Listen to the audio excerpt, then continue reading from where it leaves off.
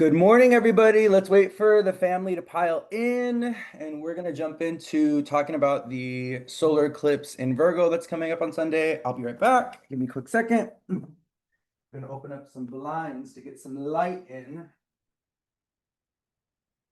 Open this one up. Let's get some light in here. Good morning. Waiting for folks to come in. Good morning, everybody. What is it? Hasta mañana. Welcome. Thank you for being here. Grand Rising. The moon, I believe, is now in Virgo. So we've officially entered our eclipse portal.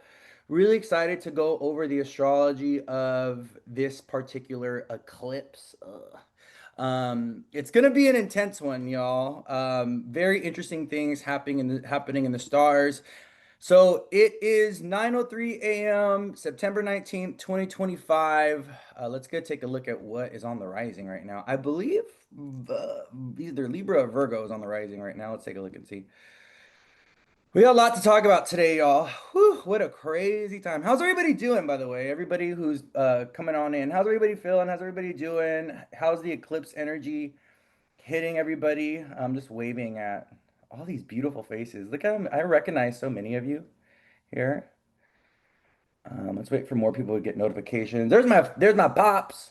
Good morning, Dad. Let's take a look and see what's on the rising right now. So we're gonna be talking about the solar eclipse. Oh yeah, we have Libra on the rising. Okay. Let me go ahead and get the chart of the eclipse pulled up. Mm, mm, mm, mm, mm, mm, mm, mm, mm. Let's take a look.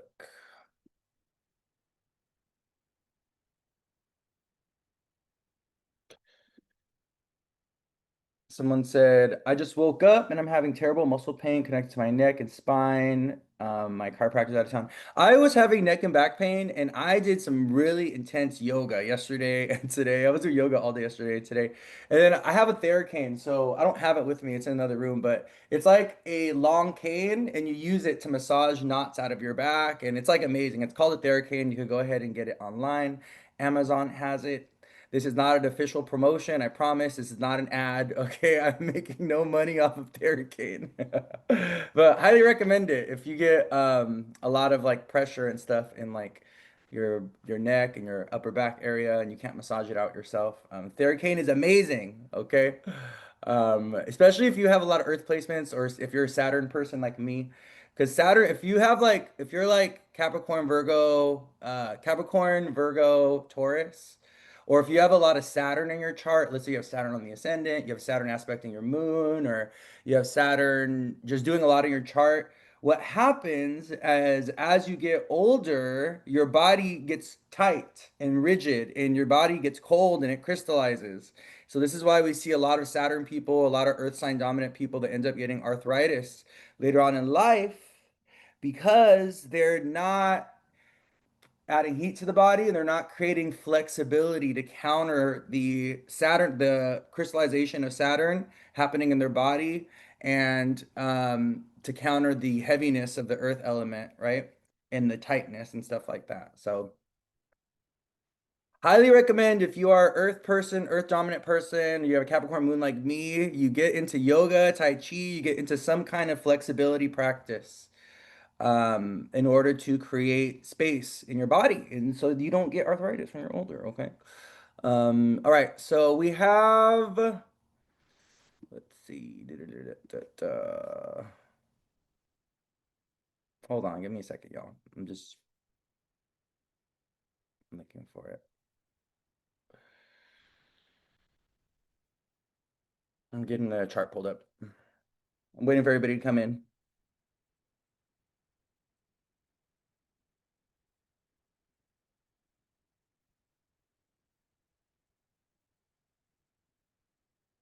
Okay, so it's gonna be at 12:54 p.m. Pacific time on Sunday. So 12:54 p.m. Pacific time. We have our solar eclipse in Virgo, September 21st. So this solar eclipse is going to be focusing on Virgo themes, right? So we're talking about the sign of Virgo, which we should be familiar with by now. We are pretty much on the last few days of Virgo season. We're talking about health, we're talking about jobs, we're talking about our daily routines, we're talking about our pets, we're talking about work, we're talking about our habits, our behaviors, our day to day. When we're talking about a solar eclipse in Virgo, we're having to take a look at the way that we pick ourselves apart, the way that we expect ourselves to be perfect or be the best, right? One of the things I always talk about with the sign of Virgo, and the reason why this Virgo has this, perfectionism and this self-criticism and this is in this refined, there's like a refined quality to Virgo or a refining quality, right? Because Virgo likes to perfect. Virgo likes to clean. Virgo likes to purify. Virgo likes to heal. These are all action points of the sign of Virgo, right? And so when we're talking about a solar eclipse in Virgo, the sun part has a lot to do with our identity, right? When we're talking about a solar eclipse, this is a new moon, okay?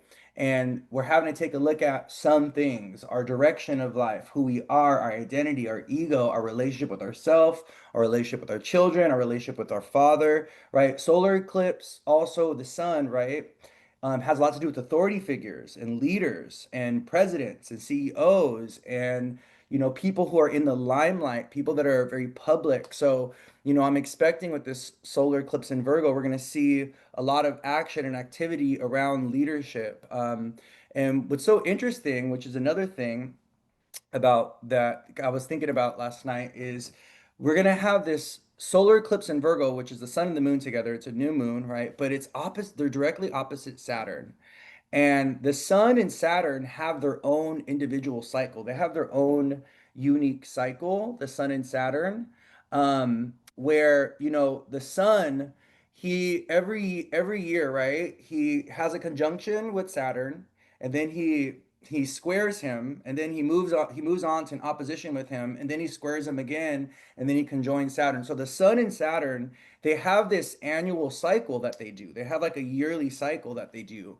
And what's so interesting, the reason why this particular solar eclipse is so important is because this is actually the time when the sun and Saturn are directly opposite each other, right? In their own cycle. And then we're throwing in an eclipse, we're throwing in the moon there, right? And we're throwing in the nodes. So what's so interesting about this particular solar eclipse with the sun opposing Saturn is this is kind of like a karmic checkpoint around who we are, around our self-expression, and also around like themes with like work and career and your legacy and what, how you want to be remembered. What is the work that you want to do in the world? How are you here to serve people? And we're going to be seeing a lot of people, with this eclipse. They're either being forced to make some kind of career change or they're setting the foundation for a new career. They're going to be going in a new direction in some type of way with their work.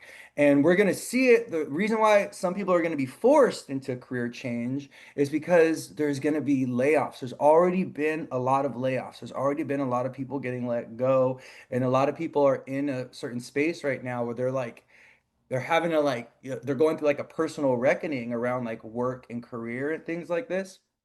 And so, many people are asking themselves, like, what am I going to do? What is the future of my work or my career, right? And, or even if there's been some like disillusionment or there's been some disenchantment associated with work that we're already doing, we're kind of asking ourselves, well, what do I have to do in order to pivot and prepare myself for this like change, and things like that. So it's a very interesting time. This is gonna be a I just got to be honest with you, it's gonna be a very, very um, politically charged eclipse as well. Saturn has everything to do with the government. So when we have the sun and the moon is the people, right? And the moon has a lot to do with what the people are feeling, the collective emotional body, the collective sentiments, right? And so when the moon and the sun, okay, are opposite Saturn, especially the moon opposite Saturn, if we're breaking down the eclipse, right? That's going to be like people clashing with authority figures or people clashing with the government because the Saturn is the planet of control. Saturn is rules the government, right? Saturn is a planet connected to the government, and Saturn has a lot to do with rules and regulations and structures. And Saturn also has a lot to do with the past. So I think what's really interesting is in some ways we are having to collectively reckon with the past right now. You didn't miss that much. No, we've been live for about maybe 10 minutes. So, and I want you to understand on an individual personal level, we may have to deal with some kind of personal reckoning with the past, okay?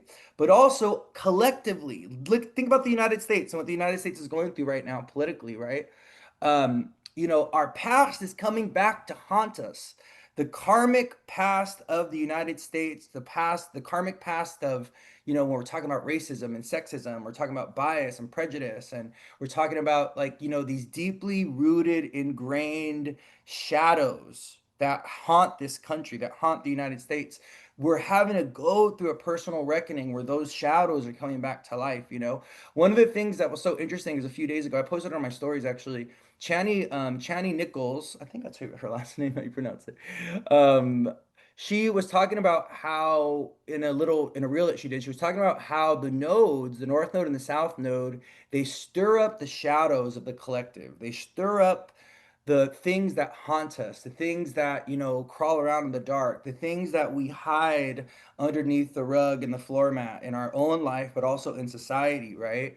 And so the eclipses, what they do is they release the shadows, they illuminate the shadows. It's like the demons coming out to play, right? When eclipses happen. And that's because the luminaries, which are considered good, the sun and the moon, which are considered good, right? They come out to play. Or I'm sorry, they get blocked. The light of the sun and the moon get blocked because the nodes, the north node and the south node, they're so powerful, they're so strong. They're the only celestial energies that are able to block out the light of the sun and the moon, right? So I just want you guys to be very aware of this because we are going to be possibly seeing, um, you know, I think we're already seeing it, but we're going to be seeing some very malefic, very challenging, very, dark things right now. And we need to be very aware of the shadows and the darkness and what is like stirring, collectively, but also within our own individual lives. Someone said, will this be posted to your account? Yes, it will. And also, this is being recorded for YouTube and it's going to be posted on YouTube. So if you want to go back and watch it on YouTube, you can, okay? All right, cool. So I finally pulled up the chart. I've just been rambling. But okay, so we have this, lunar eclipse in Virgo at 29 degrees. 29 degrees is what we call an anaretic degree. It is a critical degree, and the words anaretic and critical mean extreme, intense, powerful, culminating, right? 29 degrees is the last degree, it's the final degree of a sign. And so when we're talking about a solar eclipse at 29 degrees, directly opposite Saturn, who's at 28, which is a Cancer degree. So 28 degrees, if we're using degree theory, 28 degrees is actually Cancer and 29 degrees is Leo, which is, the degrees of the sun and the moon. Um, we're talking about completions and major endings, and we're talking about, finality and absolute surrender in some type of way, or absolute endings, or karmic contracts being released, or karmic contracts being modified or changed in some type of way. I think one of the interesting things about this solar eclipse in it opposing Saturn is we're gonna see we're gonna see people also engaging in commitment, right? So I think we're going to see people, proposals and getting married and signing lease agreements and, getting ready to start a business or setting the foundation for a business because these are more of the positive aspects of a solar eclipse opposing Saturn. Saturn is the planet of contracts and commitments. Saturn is a planet that solidifies things and he binds us to things. Saturn is a binding energy. Saturn rules time, right? And one of the things when we get married or we propose to somebody, we get married, right? What do? We give them a ring. What does Saturn have around him? Rings. What does the ring symbolize? Commitment, longevity, right? And we give them a ring with what in it? A diamond. Because what is a diamond? What planet rules over diamonds? Does anybody know? Take a wild guess. Those of you that study Eastern or Vedic astrology, you should know this. Well, diamonds are ruled by Venus. Diamonds are ruled by Venus. So what do we do when we get married? We give someone a ring, which is a Saturn energy, and with a diamond on it, which is more typically, right? People have been using a lot of different crystals and a lot of different precious jewels nowadays, right? But we give them a diamond. And so when we're talking about a solar eclipse opposing Saturn, we're talking about this energy of commitments and contracts. We're talking about longevity. We're also talking about where we have invested our time and where we need to pivot with where we've invested our time, right? So if we are investing our time in things that are just not giving back to us, it could be a job, it could be a relationship, it could be a friendship, it could be certain habits or behaviors where you have had this habit and behavior over a long period of time, and that habit and that behavior is not really catering. It's not really catering to, your future, your self-becoming. It's not catering to your health and your wellness, right? Because it's a solar eclipse in Virgo, so we're talking about health, right? And we need to pivot. We need to make some kind of change. We need to release ourselves from the contract, modify the contract, or we need to make some kind of shift associated with where we are investing our time and where we need to pull out that investment of time. Because one of the things that Saturn, aspecting the solar eclipse in Virgo, one of the things that Saturn's going to make us very aware of is time in some type of way, and where we've been putting it and where we've been wasting it in some type of way. So I think this is a beautiful solar eclipse to release yourself or free yourself from a contract, but you also may find, for some folks, this is about forward movement, and this is about, move it, like this is about making a contract happen or locking something or somebody down or engaging in some kind of new business deal or, engaging in some kind of new commitment in some type of way. Okay. So we had our lunar eclipse in Pisces 2 weeks ago, and that was about the moon, right? And that was on the north node side of the eclipse. So, the lunar eclipse was right next to the north node. So when we're talking about the north node brings things in. The north node also shoves things forward or moves things forward, right? The north node energizes things, it stimulates things. So it's crazy because over the last 2 weeks, we've kind of seen the collective timeline speed up very, very fast. Everything is happening very, very fast politically. We've had, there's days where like 4 or 5 things happened all at once. And it's just like, oh my gosh, it's just really fast, right? Because that's what the North Node does. But with this eclipse, this is a solar eclipse in Virgo. This is the South Node side of the eclipse. Okay. And the South Node is the opposite of the North Node. This is the South Node side. This solar eclipse in Virgo is going to be on the South Node side of the eclipse cycle. So the South Node is about taking, is about emptying of energy. The South Node is about wasting away. The South Node is about enlightenment and detachment and liberating ourselves from the things that bind us or hold us back in order to free ourselves, right? The South Node has a lot to do with liberation of the soul and liberation of the spirit. That's the high vibration of it, right? But the South Node is also, very deceptive. It can be self-deceptive. It can be destructive. It can throw us into chaos. The South Node to an extreme has a lot to do with spiritual possession and losing one's consciousness and escapism and avoidance, right? The South Node has a very Neptunian energy. And um, so, with all this being said, we want to be very aware of this depletion that this solar eclipse in Virgo might push us through. There might be something that exits, there might be something that we release, there might be something that we let go of, there might be something that's taken away from us. Okay, there might be something taken away from us with this solar eclipse in Virgo because we're on the south node side of it. So, we may have been feeling very energized, in some type of way by the lunar eclipse in Pisces, but the south node in Virgo, being a part of this solar eclipse is going to drain us, is going to exhaust us, is going to deplete us more so than probably the lunar eclipse in Virgo. Okay. What I will say though is this is a very chaotic, very intense energy. Like this energy right now is very, very challenging for a lot of people. And it's very nervous. It's very anxious. It's very anxiety provoking because Virgo is a sign that is very nervous, right? It's very, It's very like, oh, what do we got to do? What do we got to do? It's like, I think of Virgo as like the minutes in our day, right? Or even possibly the seconds in our day. And that's how Virgo experiences reality. It's just like these little moments. It's like everything seems really frantic, right? So we just want to be very aware of this balance between Virgo and Pisces. Pisces is the sign of detachment. Pisces is the sign of kind of taking a step back and looking at the bigger perspective. I think we need to be very aware of this Virgo energy, especially with the sun and the moon in Virgo. We need to like, trying to figure everything out and trying to piece everything together and trying to micromanage and trying to keep everything organized and, this like obsessive compulsive way of living. We got to move away from that, okay? Because that may be triggered though, that energy may be triggered during this eclipse, but we need balance, okay? The best way to navigate, I would say, a solar eclipse in Virgo is by doing the Pisces thing, like detachment, resting, sleeping. When you're out of energy, when you're tired and exhausted, just stop whatever it is that you're doing, We may feel this energy of like wanting to hustle and bustle and get things done, but I feel like we need to slow down, okay? We need to like let the eclipse energy do its thing, all right? Who is this eclipse going to be hitting the most?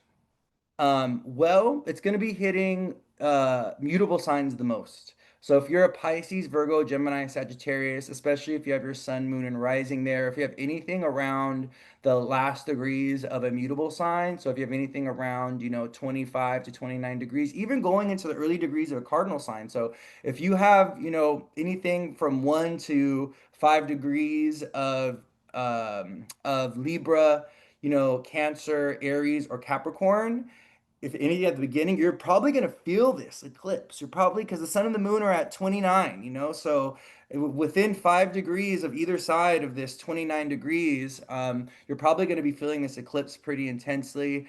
And you're probably going to see it manifest in your life most physically or most actually.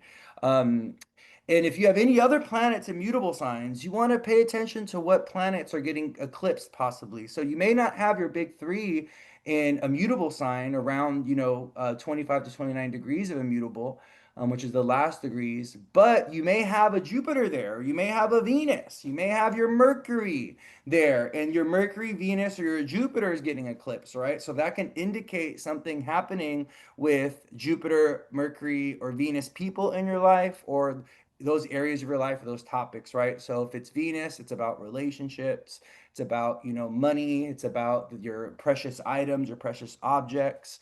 So, if your Venus is getting eclipsed, you could end up you could end up losing something that's very valuable. Your relationship could be going through a moment of transformation, and your relationship could be Saturn, this eclipse would probably illuminate something very dramatic or trigger something and stir the pot when it comes to relationship, right? If it's Jupiter, if your Jupiter's getting eclipsed, this can be with your grandparent, your grandmother, grandfather. It could be a legal issue.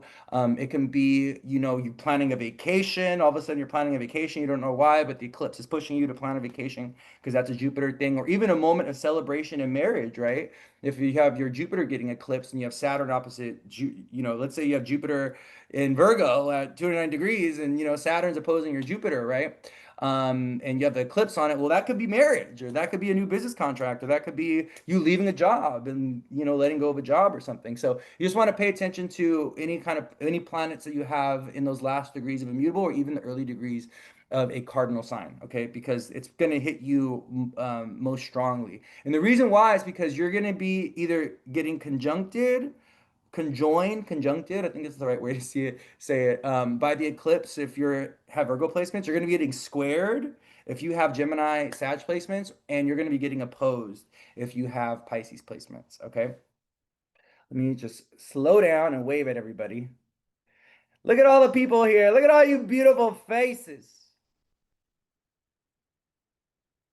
Someone said, all I've been thinking about is what I'm going to do with my life and how I'm going to make money. You should think about how you want to be of service to people and how you want to help. How you want to serve the world, and the money will follow. We always want to we everyone wants to make money. Everyone, God knows your heart, right? The divine knows our deepest desires. Everyone wants money, right? But how are you gonna create it? How are you gonna make it? That's what's important. And how are you gonna like bring goodness into the world and be of service to the world to get compensated, right? And I think we a lot like every, the divine knows that you want to make money, but it's like how you go about making it is so important, right? And when we're talking about the sign of Pisces and Virgo, we're talking about a solar eclipse in Virgo. What are we talking about? We're talking about being a healer, being an herbalist, working with animals, serving people, being a masseuse, being a sex worker. Virgo is also the sign, it's connected to sex work. So, Virgo is the sign that offers service to people and helps people heal and things like that. So I think that, if this is meant to be a karmic checkpoint for career change, though, like I was talking about in the beginning, this period is meant to kind of get people to get into alignment, especially mutable signs, especially if you're Pisces, Virgo, Gemini, Sag, you have that in your big three.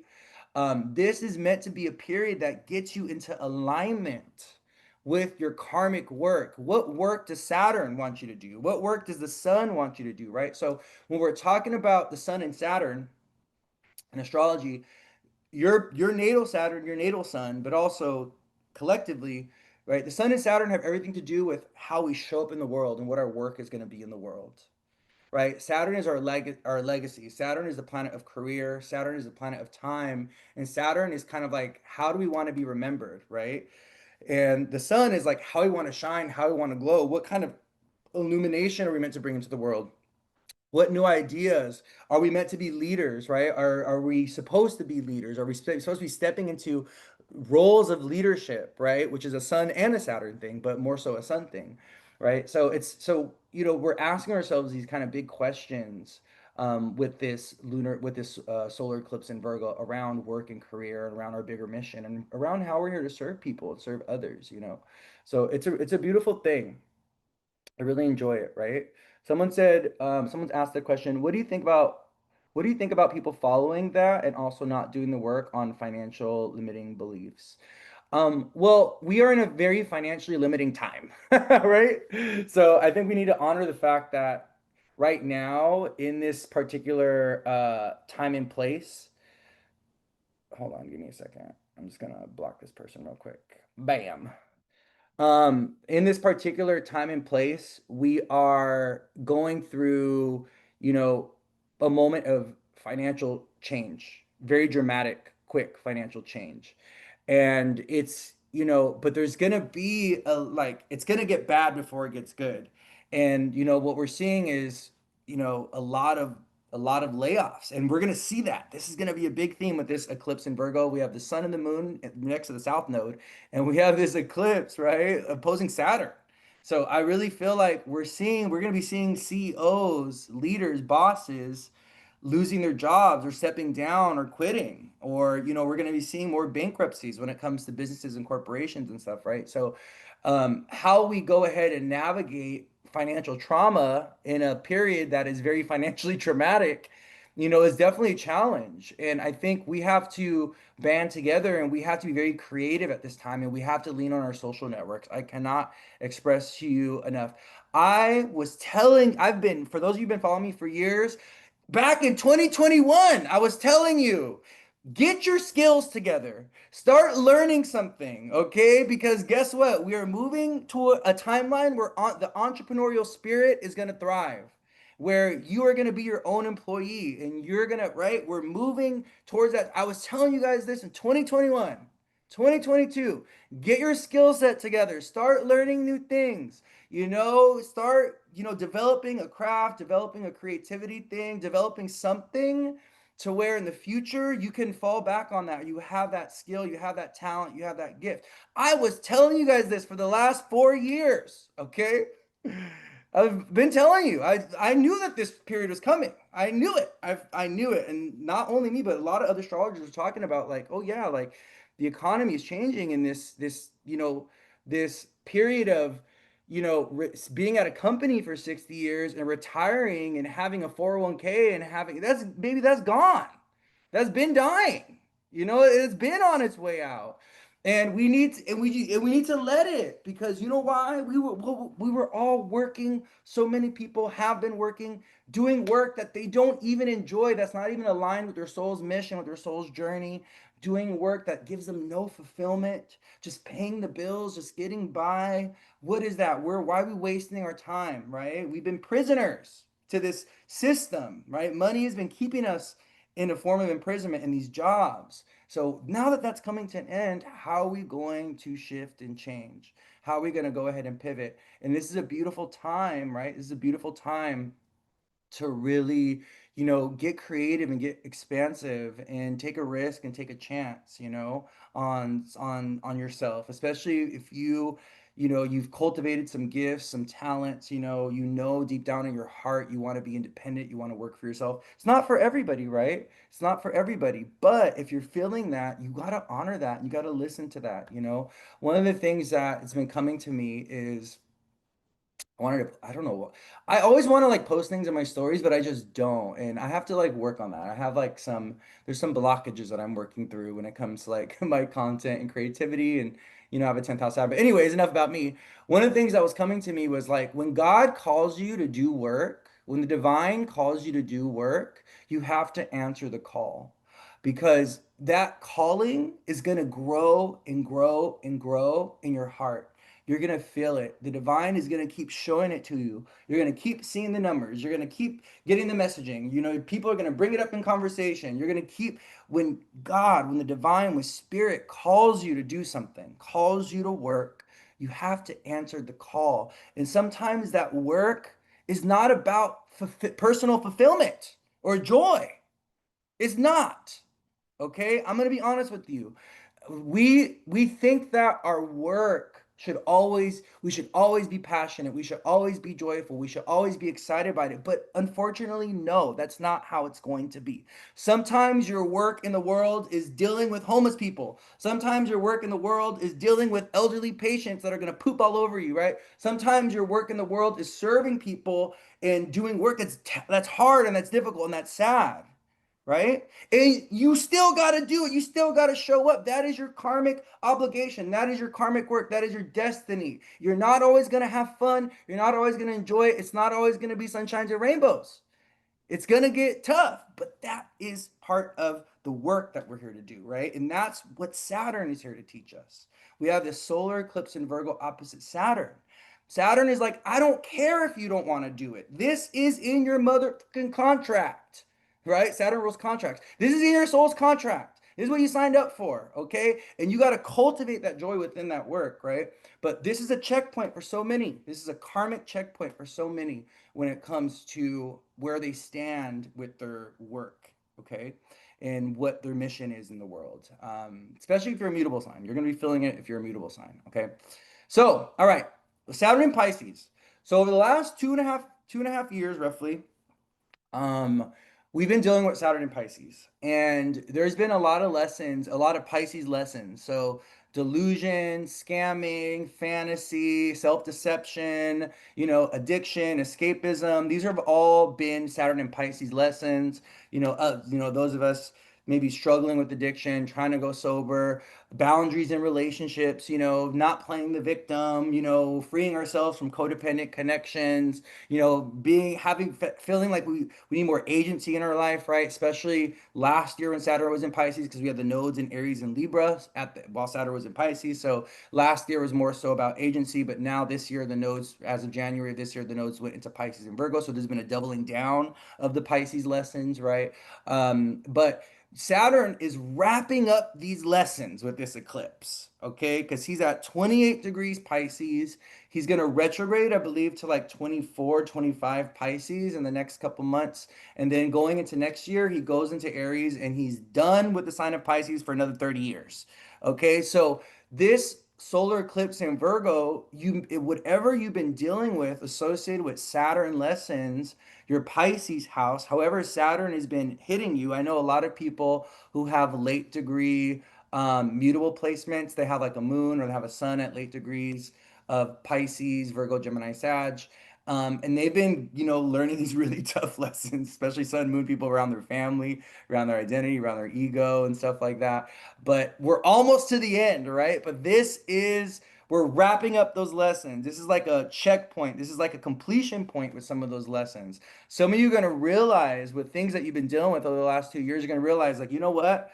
I'm done with this. Or you know what? I can't entertain this anymore. Or you know what? I need to free myself from this. Or you know what? This is the commitment point. I do need to emotionally invest and go deeper, right? I do need to trust. I do need to let go of the victim mentality. I do need to, there's going to be a lot of these different kind of really intense realizations and epiphanies and stuff like this, okay? And we need to lean in. We need to lean in. But Saturn at that 28th degree in this eclipse in Virgo, right? Opposing that Saturn is really going to be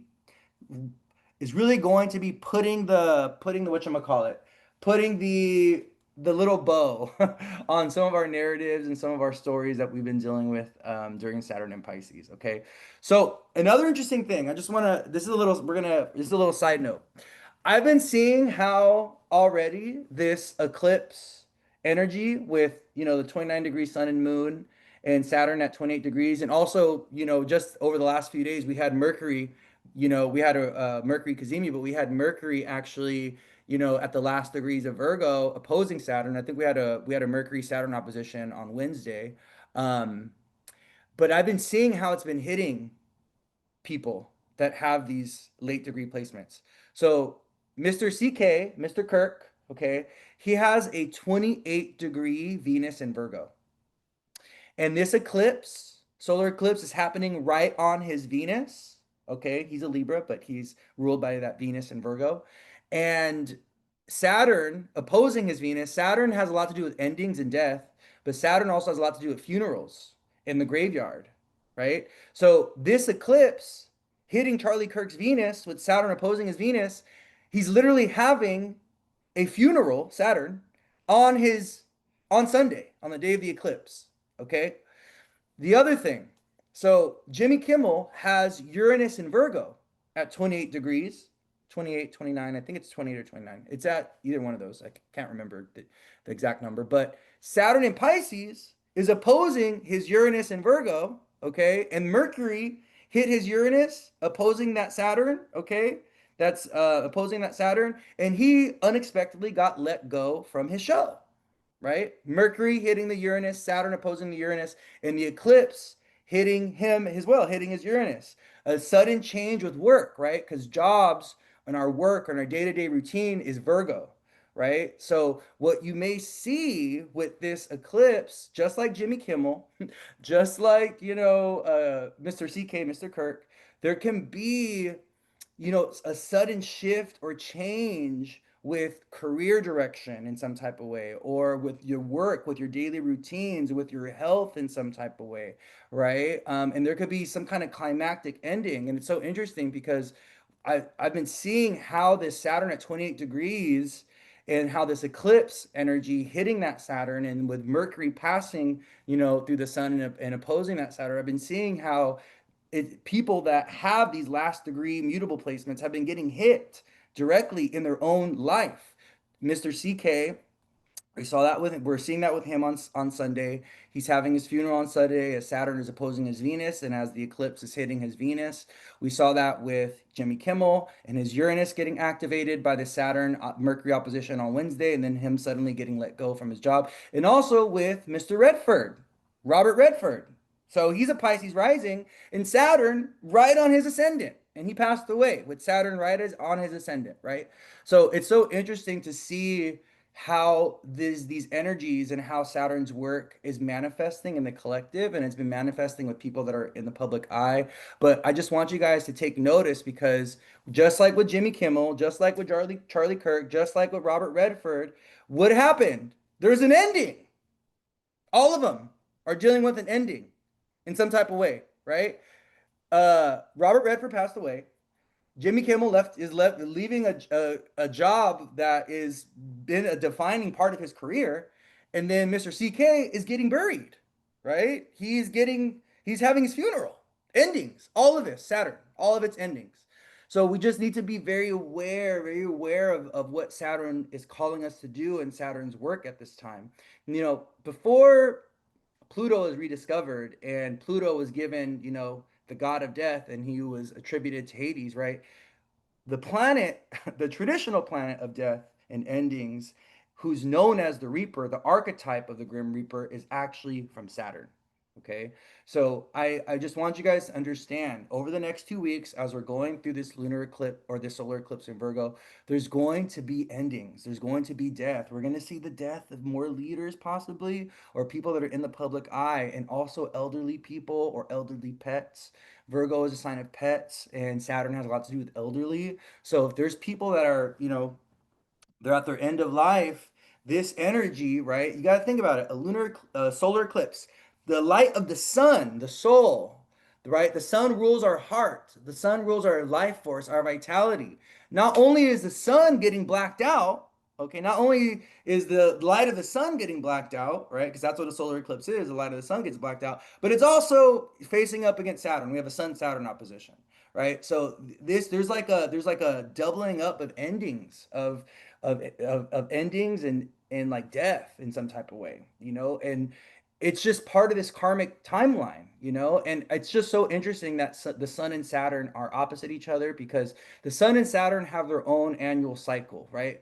Where the sun, like I was talking about in the beginning, and the sun Saturn opposition just in of themselves is a big checkpoint when it comes to government and society and leadership. So I am expecting a lot of public figures or political figures or country leaders and stuff to be making some really big choices and decisions over the next 2 weeks, or they're going to be putting like plans into action and things like that. Okay.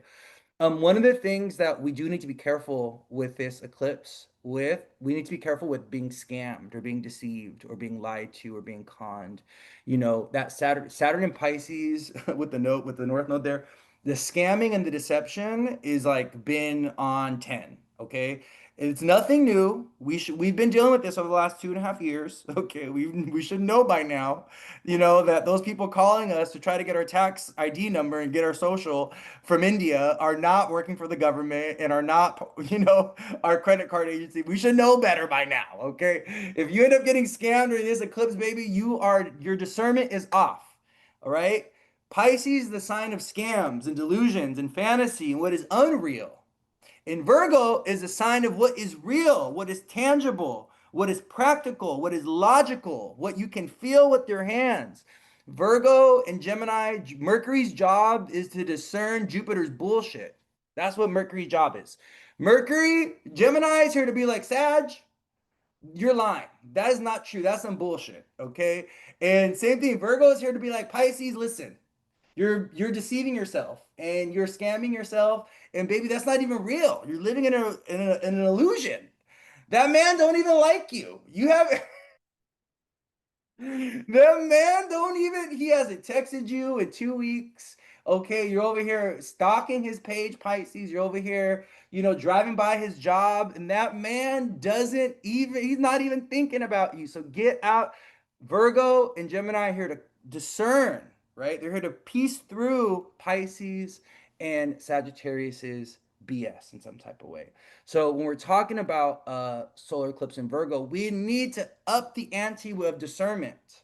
We need to piece things apart. We need to make sure that things are real.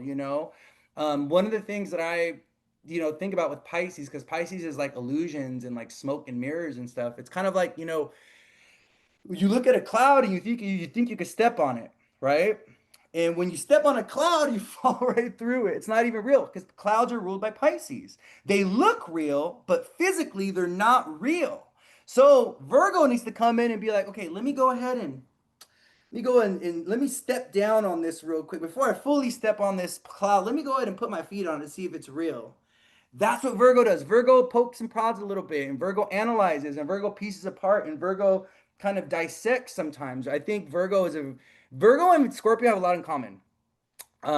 Virgo and Scorpio, what they have in common is this ability to detect BS. this ability to piece things apart and dissect things, the ability to kind of like break things down or even analyze something and understand like how the pieces are operating together, like understanding how the system works together, right? And that's what Virgo is good. Virgo is good at refining systems. Like that's one of their gifts. It's one of their talents.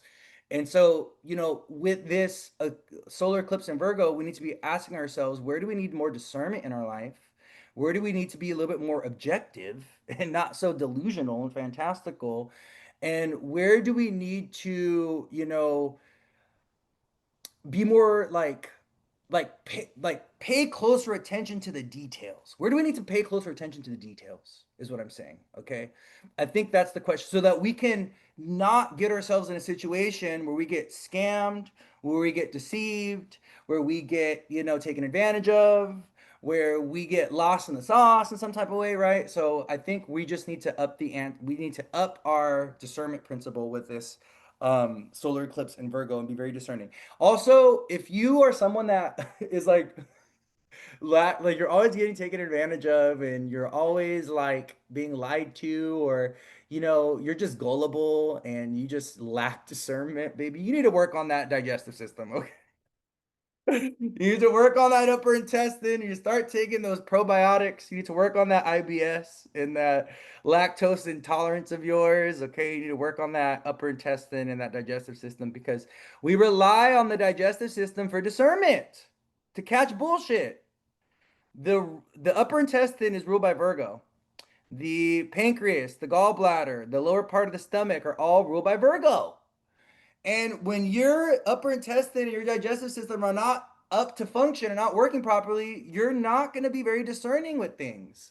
You're going to struggle with calling out the bullshit and with piecing apart things. You know what I mean? Also, you're in general, when you have a bad digestive system, more than likely you're also going to struggle with routines, with habits. You're not going to be able to be consistent. You're not going to be able to keep solid routines or solid habits. Um, and yeah, you're gonna, so I think this is a good solar eclipse, especially because it's a south node, to do like a digestive cleanse, and to, commit to new habits and behaviors. I think this is a good, it's the eclipse energy is chaotic though. So it's not like, a month ago with our first new moon in Virgo, you had an opportunity to get your shit together. Okay. And if you didn't do it then, well, guess what? We're gonna just have to wait. No, I'm just kidding. No, but it's a new moon in Virgo opposite Saturn. What commitments can you make to yourself, or how can you go ahead and restructure your day to day, or what new habits can you adopt, or even like not even new habits, but like recommitting to certain habits, right? So that you can build a solid foundation of health, or that so you can be more organized and stuff like that. I don't know, it's a chaotic energy though. This is like a chaotic time. So it may be really hard just to sleep and get some rest right now, right? And there's a lot of emotional energy in the air, and it's just feeling very intense. It's a very intense time. So okay, all right, we're at 9:49. We are a few minutes. We're about 50 minutes into our live. Let me start talking about the chart. Everybody who bought a badge, I love you all so much. Thank you for buying a badge. I appreciate you guys. Thank you for being here. Okay, let's talk about the chart. I'm gonna share my screen. So if you guys want to go back and rewatch this on YouTube with the screen shared, you can. Okay. I'm gonna share my screen so we can.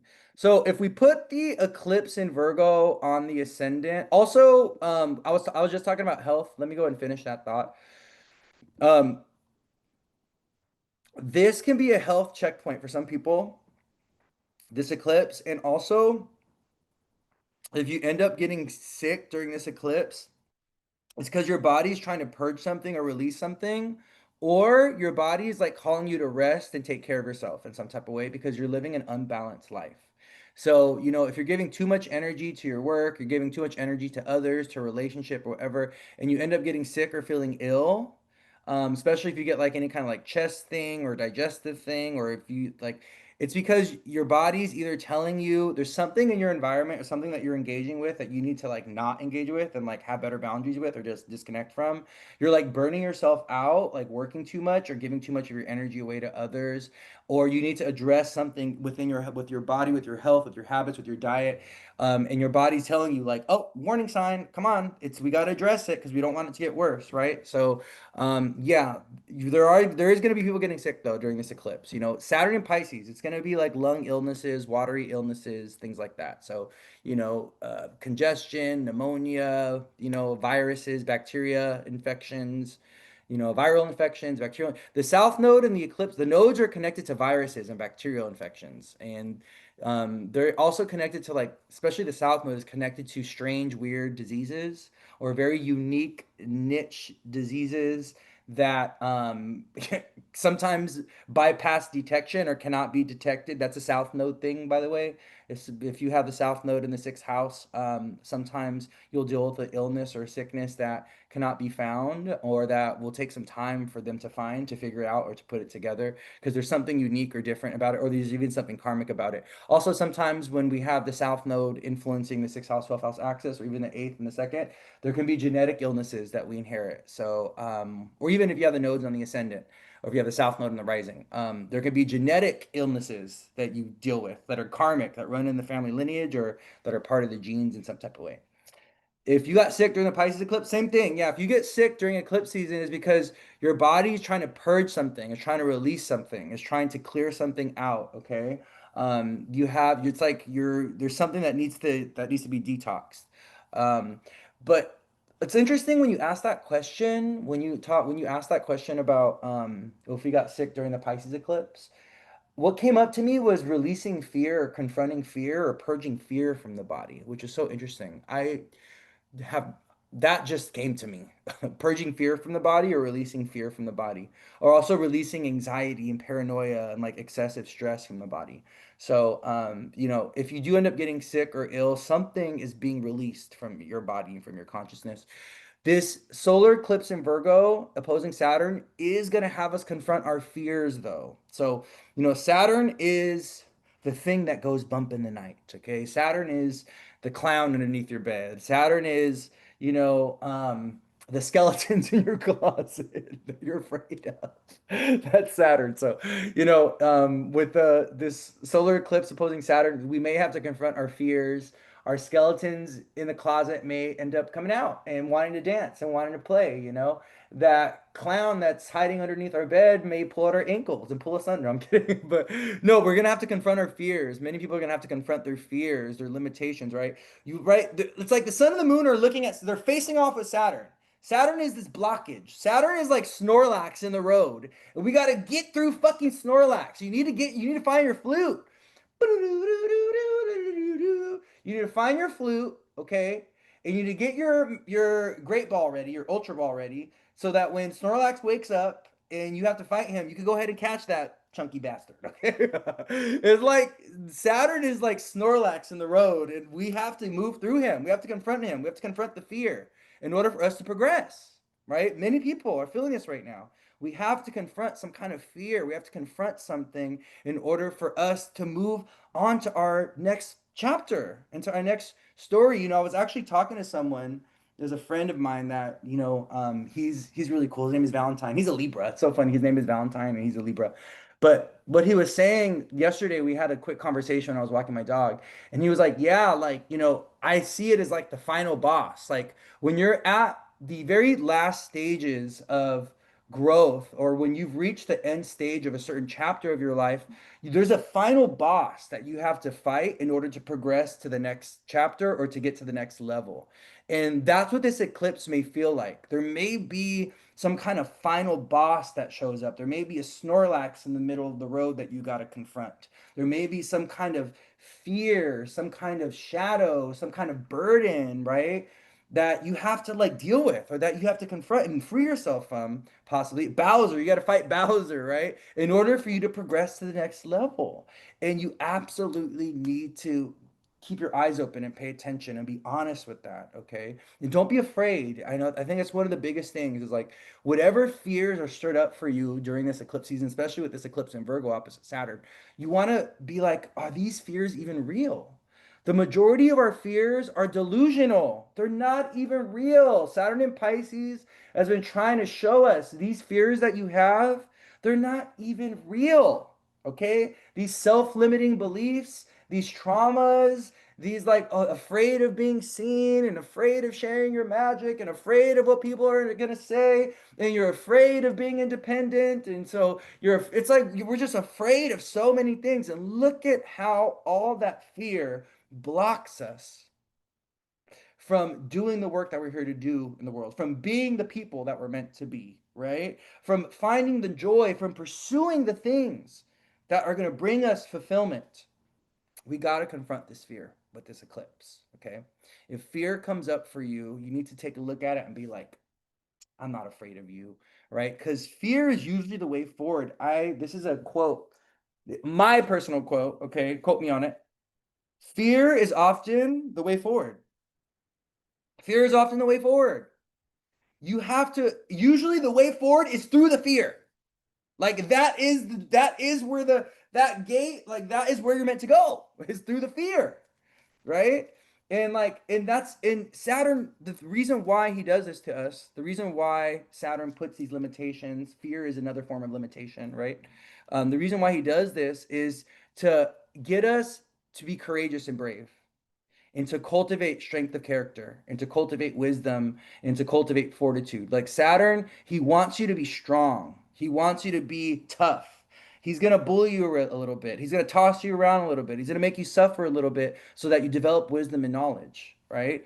And so with this solar eclipse opposing Saturn, I just want you all to be very aware of how fear is possibly operating your life and blocking you and holding you back from, your becoming in some type of way, or from your joy or something like this.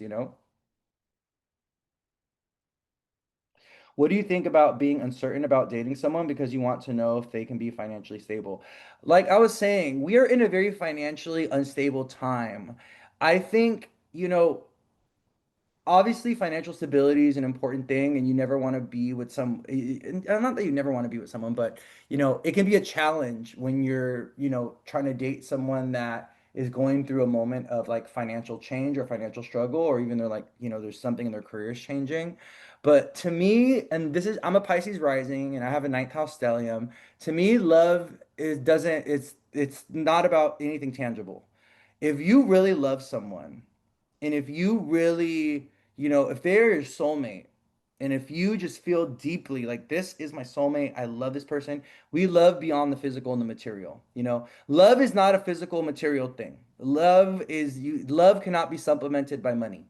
Love cannot be paid for. Okay, love is not material financial. And we tend to confuse that. We think that because we think that love is a Venus thing, and it is. Love obviously is a Venus thing, right? But it goes away.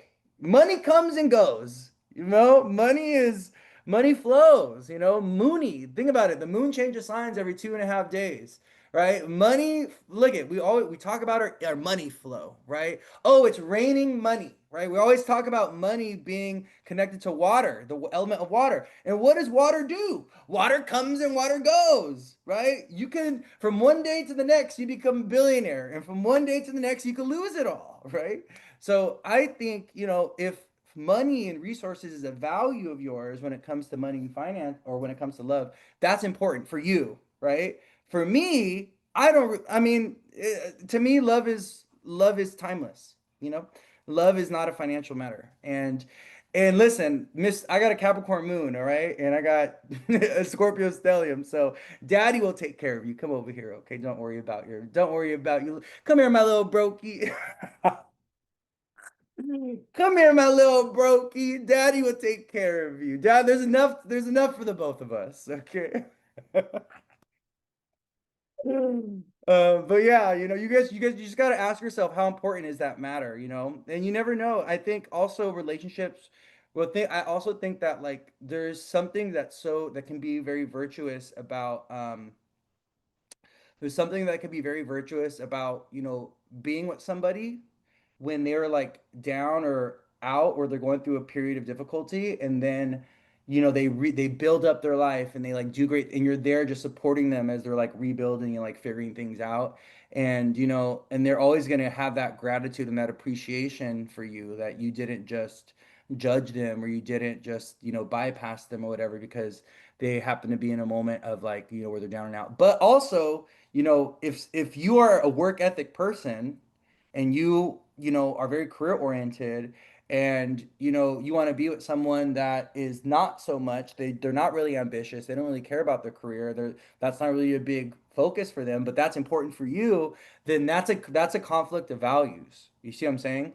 And that person is not aligned with you. And I think that's one of the things another thing is like, we don't want to partner with people that are like leeches, are going to take advantage of us, and stuff like that. So it's just discernment and awareness, and kind of like taking a look at someone's position, taking a look at our own values, and seeing how our values align or aren't aligned, things like that. So it's kind of like a complex thing, but hopefully that helps a little bit. But yeah, it's interesting because we are asking ourselves, like, in some ways with this eclipse, like, we are asking ourselves, like, what are we? I think of Pisces and Virgo as signs that are very compassionate and understanding and forgiving, and they're willing to like look at the best of people. Pisces and Virgo will be like, but he had a rough childhood and his dad wasn't there. And, I just feel so bad for him because he just like had a really, really tough upbringing and, he didn't mean it. And, like we really get that with Pisces and Virgo people. But sometimes that energy can actually it can mess you up. It can get you connected to people that like it could put you in a precarious situation. So you got to be objective and you got to see people as they are. You can be compassionate and forgiving and understanding, but you also got to be realistic and practical, right? Like, if you're falling in love with the guy in prison, I mean, what are we doing? You know what I mean? And you have this whole like narrative or story or this in this because Pisces rules prisoners, right? You're falling in love with the guy in prison. You're like, oh yeah, he's gonna get out and get released, and he's gonna get a job, and I'm there supporting him and helping him out, and blah blah blah. But that man, he got in prison some way, somehow, right? So either it could have been a temper, it could have been he's a mafioso, he's a gangster, he's a drug dealer. You have to take a look at who this. Pull up his freaking criminal record and see what is. Is he in there for DV? And all of a sudden you're trying to date this guy and like, right? Things like that. That's where the discernment piece comes in, because we don't want to put ourselves in a situation to where we end up feeling taken advantage of or getting our own feelings hurt or being so optimistic and so, oh, seeing the best of someone that we totally ignore the worst than them. You see what I'm saying? We need that discernment. Virgo, we need that discernment.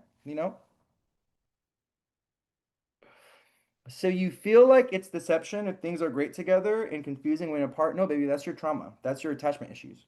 I'm sorry. That's your anxious attachment. That has nothing to do with the astrology. Okay, that is your anxious attachment and style. That's your abandonment issues coming up. Okay, if you feel like if it's confusing when you're apart, but it's good when you're together, baby, that's your attachment issues. Okay, that's your daddy issues. That's your abandonment issues. You got to do some inner work. You got to do some shadow work. Okay, that's nothing to do with the astrology. That's your trauma, exactly. Right? Like, but let me tell you something, okay? Let me tell you something. I'll give you some more insight on that, okay? If you get stressed out and anxious when you're apart from someone, it's because there's an unresolved issue around trust or openness or vulnerability or communication in the relationship most of the time. I wouldn't want to say most of the time. It's conditional. It kind of depends. But you gotta ask yourself, like, is this person being consistent and honest and loyal with me? And there's no reason for me to be feeling this way. Like, they're consistent with their communication. They're letting me know where they're at. Like, why am I feeling this way even when we're apart? Because then that's a you thing. But if you don't trust them, if there's been betrayal, If they're not communicating with you, if they keep you in the dark, they ghost you for a day, 2 days, a week at a time, right?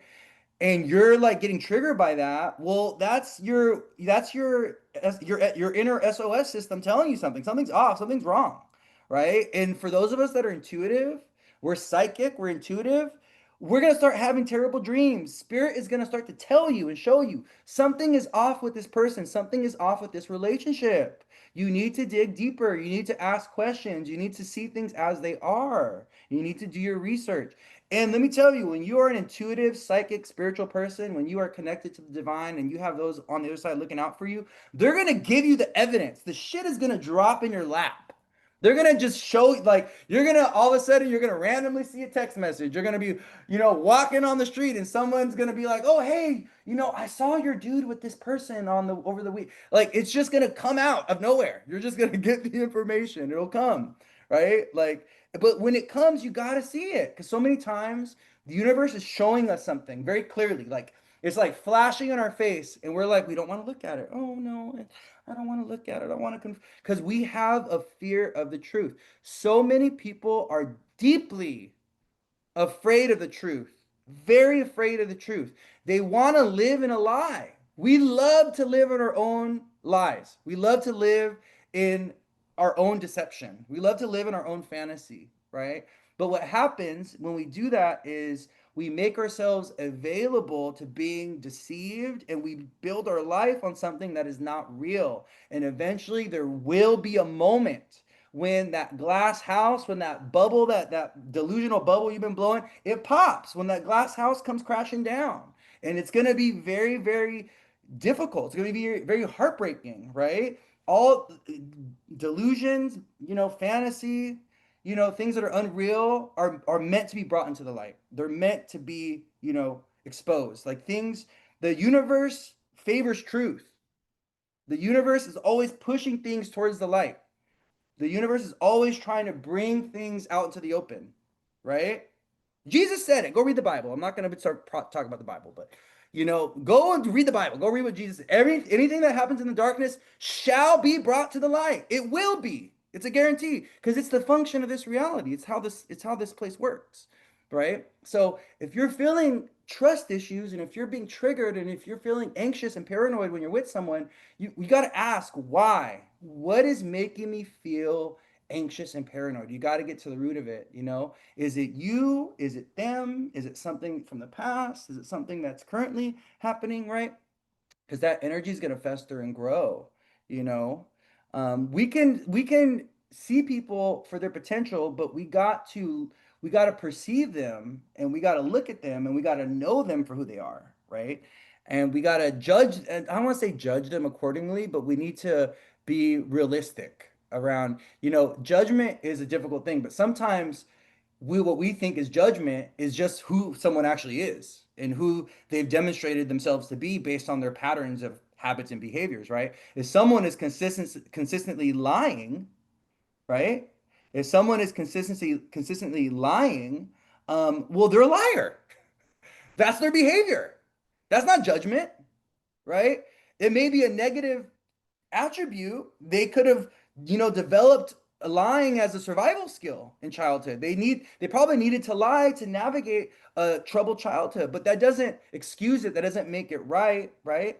And that's not judgment. That's an observation.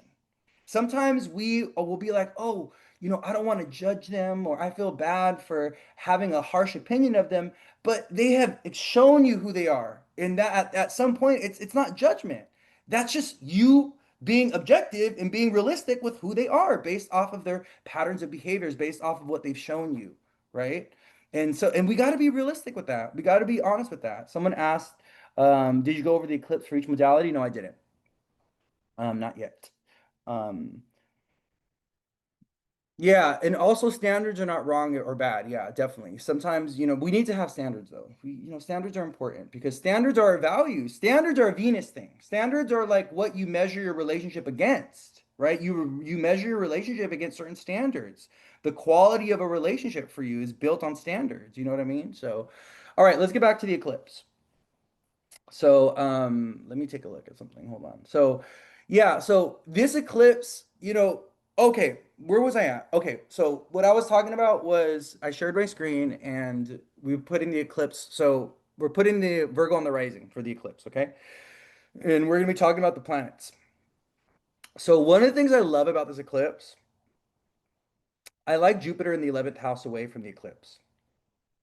To me, I think the goodness that we're getting from this eclipse is expansion and growth of community, of friendship, of our goal, like clarity when it comes to our goals and dreams possibly, or indications or even forward movement when it comes to our goals and our dreams, and like new groups of friendships or new community participation with Jupiter in the 11th house away from this eclipse. Okay. I also, one of the things I really like about the next few months coming out of this eclipse and eclipse season is Saturn and Jupiter are going to be coming into a trine with one another. And, so Jupiter is at 21 degrees Cancer and Saturn's at 28 degrees Pisces. Well, Saturn's going to retrograde to like 24, 25 Pisces, and Jupiter is going to station around 24, 25 Pisces, and he's going to start to retrograde. But Saturn and Jupiter are going to be this beautiful trine over the next few months. And so we're going to see a lot of kind of like good. This is why I even think them being in a sign-based trine rouse, a sign-based trine right now. This is why we've been seeing a lot of marriages and a lot of engagements and a lot of people kind of like setting new foundations. And we're going to continue to see that coming out of this eclipse season, but we may even see it with this particular eclipse, people getting married, people getting engaged, people committing to, a purchase of a home or something like this. We may see that with that Jupiter in the 11th, but definitely expansion and growth when it comes to like our friendships, our social groups, our goals, our dreams. Those that are in entrepreneurial work, you may feel very inspired or very motivated by this as well. And so we love that Jupiter in the 11th house away from the eclipse if you put the eclipse on the rising. In the chart I'm actually going to go ahead and move it. Hold on. I'm going to actually move the chart a little bit on my shared screen. I'm going to put Virgo on the rising here. Okay. It's going to change the planets a little bit, but it's okay. We're just going to go and move this. Put Virgo on the rising. Let's do that. Okay, there we go. Cool. I have it on the rising on my screen. Okay. All right. Ooh, Lord Jesus. Oh my goodness, we got a lot going on. So I think that this is a very tense eclipse for relationships. I think our social engagements are tense. I also think in general, like what's happening with society or like social movements or like, it's like society, social movements, what I'm protesting, rebellion, overthrowing the government, like that energy is very, very active with this eclipse. Mainly because we have Venus in Virgo squaring Uranus in Gemini. Okay. Venus is at 2 degrees Virgo and Uranus is at one. Okay. And we have Venus square Uranus. So that's one thing. But in the 10th house, away from our eclipse, in the 10th house, we have Uranus in Gemini. We have Uranus in Gemini trining Pluto in Aquarius in the 6th house. And they are both aspecting Neptune and Aries in the 8th house. And then we have Mars in Libra and Mercury in Libra in the 2nd house away from the eclipse. And what I'm doing is I'm putting Virgo on the rising. I'm putting the eclipse on the rising and making Virgo the 1st house. And then I'm delineating houses based off of Virgo on the rising. That's what I'm doing. Okay. So with the activation of like Uranus, Mercury, Pluto all in a grand trine, I do think we're going to see more protests over the next 2 weeks. We're going to see more social engagement and more community movement. And it's also going to be maybe around like jobs, employees, work, people doing like walkouts at the job or people, protesting in the streets, unions coming together, stuff like that. There's going to be a lot of that happening, okay? But in general, we're going to see a lot of sudden radical shifts or changes with leadership at jobs and also like endings when it comes to jobs. Because I'm looking at, if you put Virgo on the ascendant, In the sixth house away from Virgo, you have Aquarius, which is ruled by Saturn. And also, Saturn rules the fifth house, and we'll talk about that because we have Capricorn in the fifth, and then we have Aquarius in the sixth, and then we have Pisces in the seventh, right? Well, that Saturn opposite the sun and the moon rules over the sixth and the fifth house away from our solar eclipse in Virgo.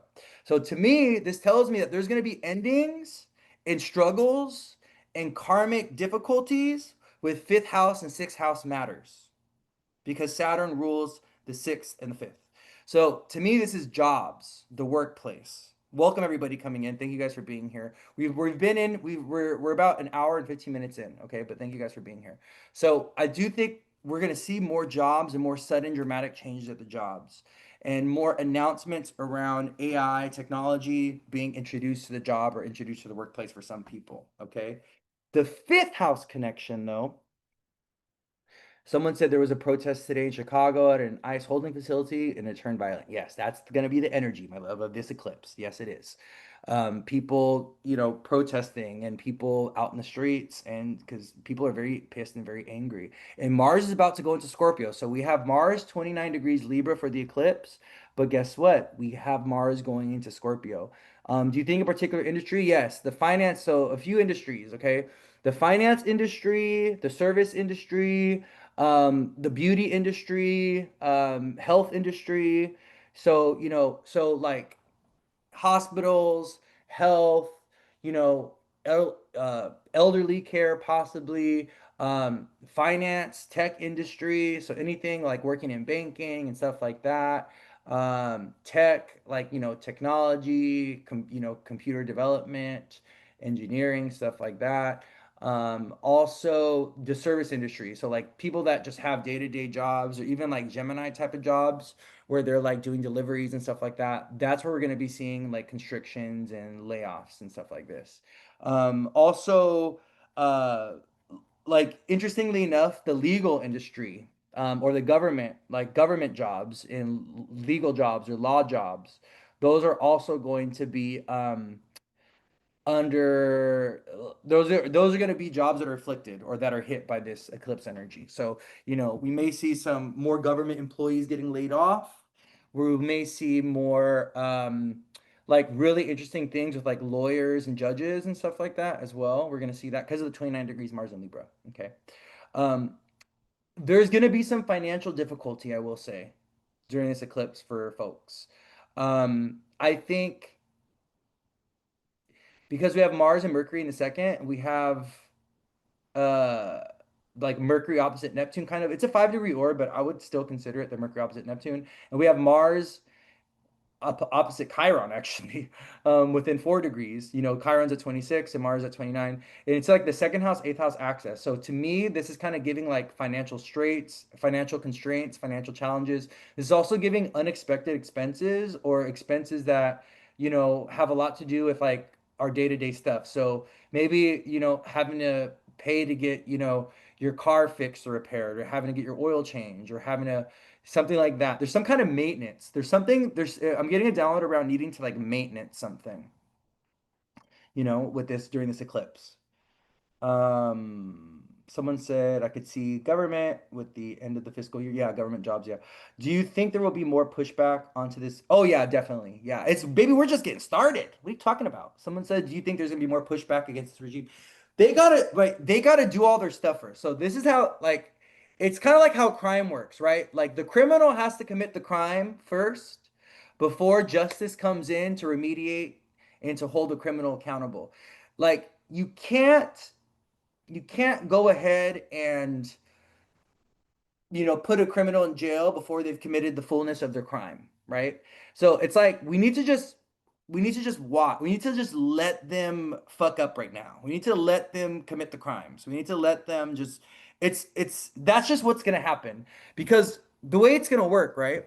Uranus has just got into Gemini, by the way. So the Civil War happened during Uranus and Gemini and Neptune in Aries in the 1850s. Okay, that was the last time the Civil War happened, was actually the combination of Uranus going into Gemini and Neptune going to Aries. Well, we have that right now. We have Uranus in Gemini and Neptune in Aries, but Uranus only went to 1 degree. of Gemini, and he's in a retrograde and go back into Taurus into next year. And then next year, around next summer, he goes into Gemini and he is going to be in there for the next 7 years.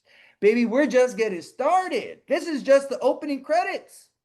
This is just the opening scene, okay? For what's happening politically here in the United States, but also what we're going to see around the world. We are living in a very interesting time where what is local or what is domestic is also international and it's also like global. This is a very unique timeline because what's happened is, the separation of space and like locality, right? This is actually something that I was reading about in astrological text. Um, Locality is no longer, it's like no longer a thing, it's like everybody and everything is interconnected, and everybody and everything, we have awareness of like what's going on in like the most remote parts of the world or in distant countries and stuff, right?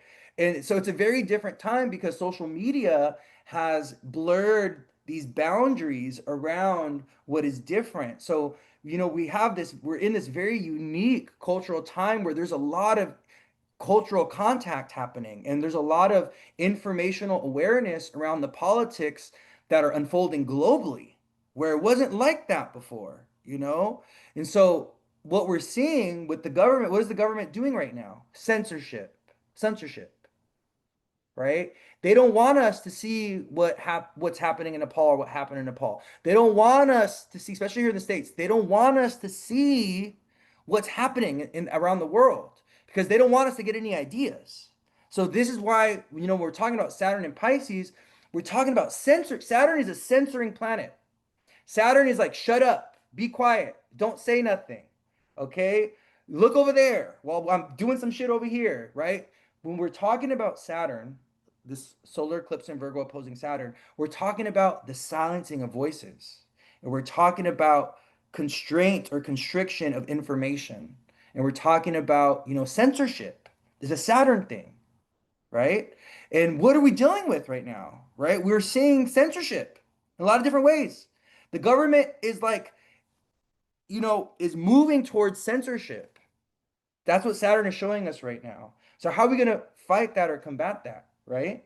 And I think it's so interesting, but we got to let them commit the fullness of their crimes. And we just got to take notice. We just got to be marking down, okay, look at these lists, look at this long list of crimes. And then I really do feel like next year that's going to be more of a time of, you know, when Uranus firmly goes into Gemini, and then when Saturn's firmly in Aries. Oh, let me tell you something. People are just putting up with the bullshit right now with Saturn going back into Pisces and the nodes in Pisces and stuff like this, and Jupiter's in Cancer. But when Saturn goes into Aries with Neptune, okay, fully, when Uranus is in fully in Gemini, right?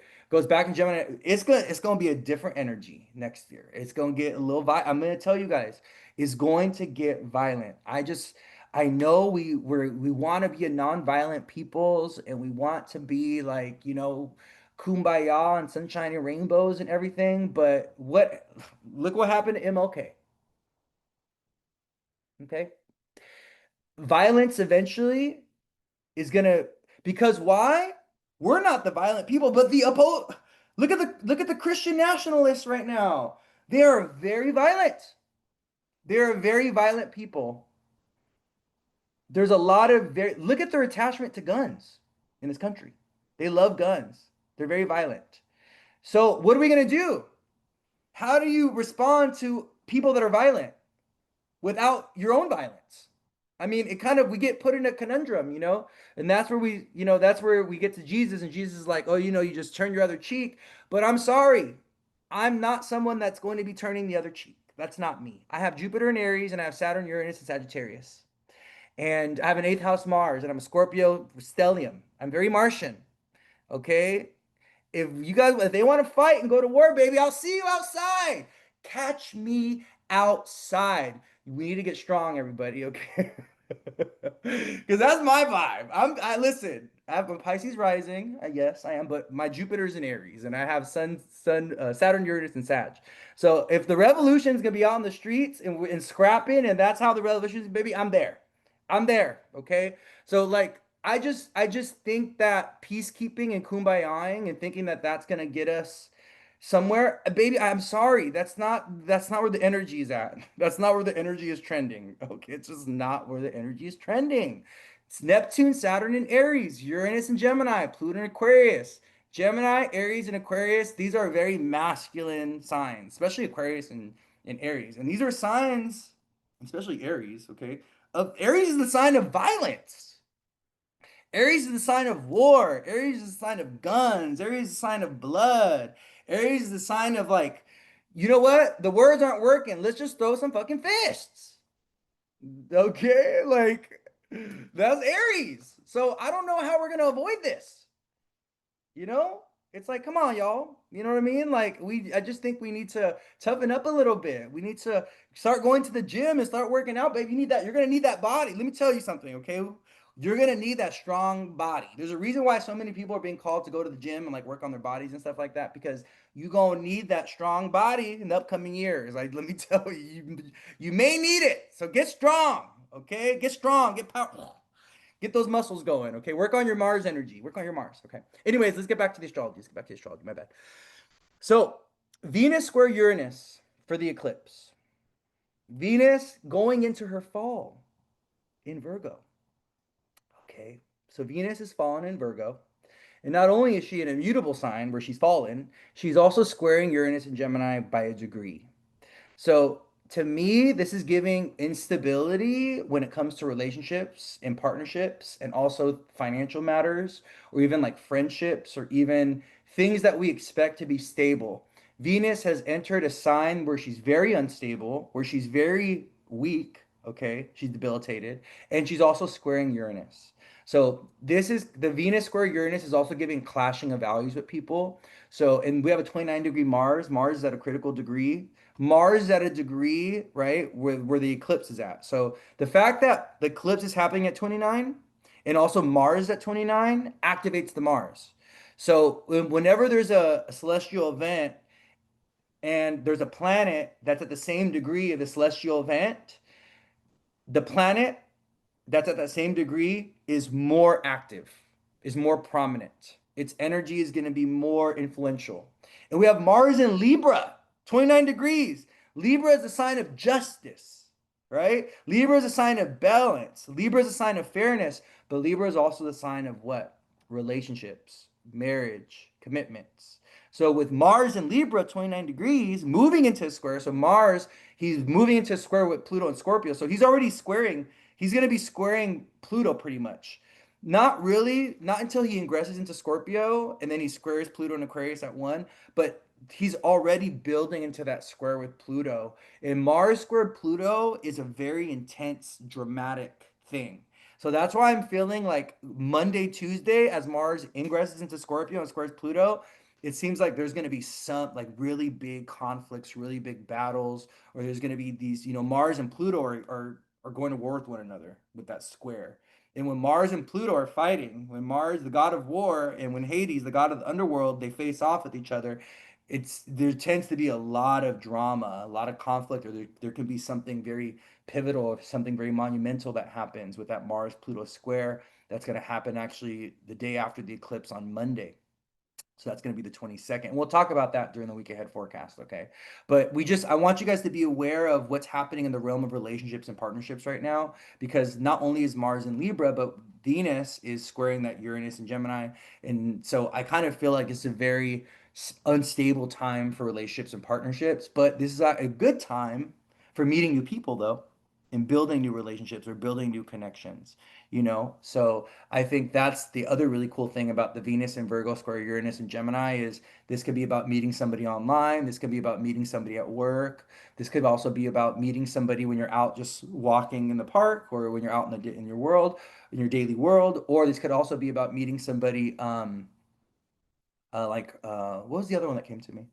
Or like when you're walking your dog or something like that, especially if you're like a mutable person. So Venus and Virgo is going to be very important for mutable signs, Pisces, Virgo, Gemini, Sagittarius. And so also if you're earth sign or your water sign, if you have Virgo in the fifth house, 11th house access, if you have Virgo in the seventh house, first house access, this Venus and Virgo, the transit itself right, over the next 3 weeks can bring something good or bring something new or could bring some kind of grace or ease. But the initial Venus ingress into Virgo, or I mean, Venus in Virgo now, she's in that square. She's separating from that square with Uranus, right? So we just got to be aware of that. Let me see what someone said. Someone said you are so funny. Is that a cap? That is definitely not my cap moon. Okay. Me being funny is my Pisces rising, and I'm just a very Jupiter person. Someone said, Louie, you know what? It's really interesting is whenever the square happens, I have an acupuncture appointment. That is when I checked, got shot, and have an acupuncture on Monday. Yeah, well, Mars rules poking, right? I have a mammogram on Monday. Mars ruled my Gemini. Yeah, Mars. So Mars rules poking. Mars pokes. So if you do acupuncture, if you get a tattoo, if you have to go in for surgery, if you need to be like poked and prodded, if something is gonna be getting inserted in you, that's a Mars thing, okay? That's Mars. Think about it, okay? Mars rules a man's sexual organ, okay? That is Mars. And right? You get poked, you get prodded sometimes. There's some of us that, we like that, we like Mars. That's a Mars thing. Okay? That's a Mars thing. So Mars is gonna go into Scorpio. But what I love about Mars going to Scorpio, let me tell you what I love about Mars going to Scorpio, especially like, and we'll talk about this more in the week ahead astrology. Mars and Venus are going to be sextiling each other. And we had a Mars Venus. When do we have a Mars Venus sextile? I think we had a, oh yeah, we had Mars and Venus sextiling each other while Venus was in Leo. But they're gonna be, well, actually, they're in a sextile now. Venus and Mars are kind of like traveling within like 2 or 3 degrees. Venus is pulling away. We had, I think we had that Venus Mars sextile. Was it last week? We had Mars in Libra and Venus and Leo sextiling each other. But we have this Venus Mars sextile still happening. And so when Mars goes into Scorpio, he is gonna be kind of like within a degree or two of Venus. So the Venus Mars sextile is very stimulating for new relationships right now. Has anyone like met anybody new? Is there like any kind of like flirtatiousness that you've been dealing with in like new connections or something like that, or like there's like opportunity to like, for a new relationship or something? Because that's what the Venus Mars sextile has been about, I feel like, over the last few weeks. Well, we're gonna have that again. Mars and Scorpio, though, I'll talk more about this on Monday, because this is for the eclipse. This live is for the eclipse. The Mars and Scorpio is going to be kind of intense, though. I think Mars and Scorpio is going to be pretty intense for a lot of us, and I think we're going to be seeing a lot of really crazy politically strategic moves happening with leaders all around the world with Mars and Scorpio. But Mars is going to be going into his rulership. We like that. We like Mars in his rulership. He's a little bit he's not so dangerous, but I don't know. It's Mars square Pluto and it's Mars and Scorpio, so I don't know. Yeah, it's gonna be a mixed bag. Flirting with an old person that I reconnect to, yeah. Yeah. Okay, so Venus square Uranus, okay? Like I was saying, that can be a moment of instability for this eclipse, or this eclipse can have our relationships on sticky ground. And also things with like money and finances, those things can be a little, unstable during this eclipse, okay? So Mercury's in Libra for the eclipse. And this is what I like, the Mercury in Libra, even though we have this solar eclipse in Virgo, right? The dispositor, the ruler of the solar eclipse in Virgo, is Mercury in Libra, who's at 5 degrees, which is a Leo degree. So to me, I really like the Mercury in Libra because this is kind of offsetting the pressure of the Mars in Libra and the Venus Uranus square. To me, Mercury in Libra is about just having very open, honest conversations that bring things back into balance and bring things back into balance and stuff. Mercury in Libra tends to be a very indecisive place for Mercury, where he's like weighing options and choices. So, during this eclipse, if you feel confused, or if you're not really sure what direction to go, or if you have multiple options or choices in life, or you're trying to decide between things, it may be a little hard to do that. You may be feeling very confused, or you may feel like, wait a minute, I need more information, I need more time. So just be very aware of this Mercury in Libra. Okay, because yeah, it's a Mercury and Libra thing. Mercury and Libra is a very, very indecisive, very kind of compromising placement for Mercury. It's a very forgiving place for Mercury. That's why I like Mercury and Libra though, because people that have Mercury and Libra, they're very conflict avoidant and they're trying to, communicate in a way that is achieving peace or healing or balance. It's a really, really good place for Mercury when it comes to, fairness and equality, when it comes to achieving peace in relationships and working through issues in relationships. But it can also be overly compromising. It can also be, well, I want to avoid the peace, so I'm not going to say anything. It could also be very indecisive. Those are more of the shadows of Mercury and Libra. So we just want to be very aware of that. With Mercury and Libra for the eclipse in the second house away. Second house, also with Mars and Mercury in the second house away from the eclipse, our worth, our value, our self-worth, our value system, what is valuable, what is precious to us, what is important to us, all those things are up in the air. All those things we're questioning. All those things we may need to revisit or revise some type of way. Our value system, where we may be like, oh, this was important to me before, and now it's not important to me anymore. All right, let me read what people are saying. Um, what happens when you have Mercury in the sign of your chart? What happens when you have Mercury in the sign in your chart that have transits going on? Will this be positive and help me? Baby, we're gonna have to look at your chart, okay? That's like a personal question. We have to look at your own chart. Oh, should have Mercury and Chiron and Libra. That makes so much sense. Yeah. So, yeah, like so we just want to be aware of this Mercury in a Libra. If you do have Mercury in Libra, you're going through a Mercury return. So you're starting a new Mercury cycle if you have Mercury in Libra. In every planet we have a return of every planet. Like every planet returns back to its natal position in our own chart. But if you're going through like a planetary return, like a Mercury return, this can be more prominent for you, or you're starting a new cycle. So you might see something new with Mercury things. So this can be about like a new job. This can be about a new relationship. This can be about a new habit or behavior that you're going to adopt. This can be about a fresh new perspective, right? Or something like that. But yeah, Mercury and Libra is a very indecisive placement for Mercury of all the air signs. I think Mercury and Libra, more so than Gemini and Aquarius, is very indecisive and very, I don't know what I want. I don't know what I want. I don't know who I want. I want him and I want him too. Isn't there a song that goes like that? I want him and I want him too. Okay, so all right. We're at 10:38 a.m. Let's see, what are some other things we can talk about? Okay, I want to talk about Mercury opposite Neptune, okay? Um, and then we're gonna talk about the eclipses being at 17 degrees. Are they at 17 or 18? Hold on, wait, hold on, wait a minute. I gotta go back. Hold on. What degree? I thought the nodes were at 18, but let me just double check and see. Am I going the right direction here?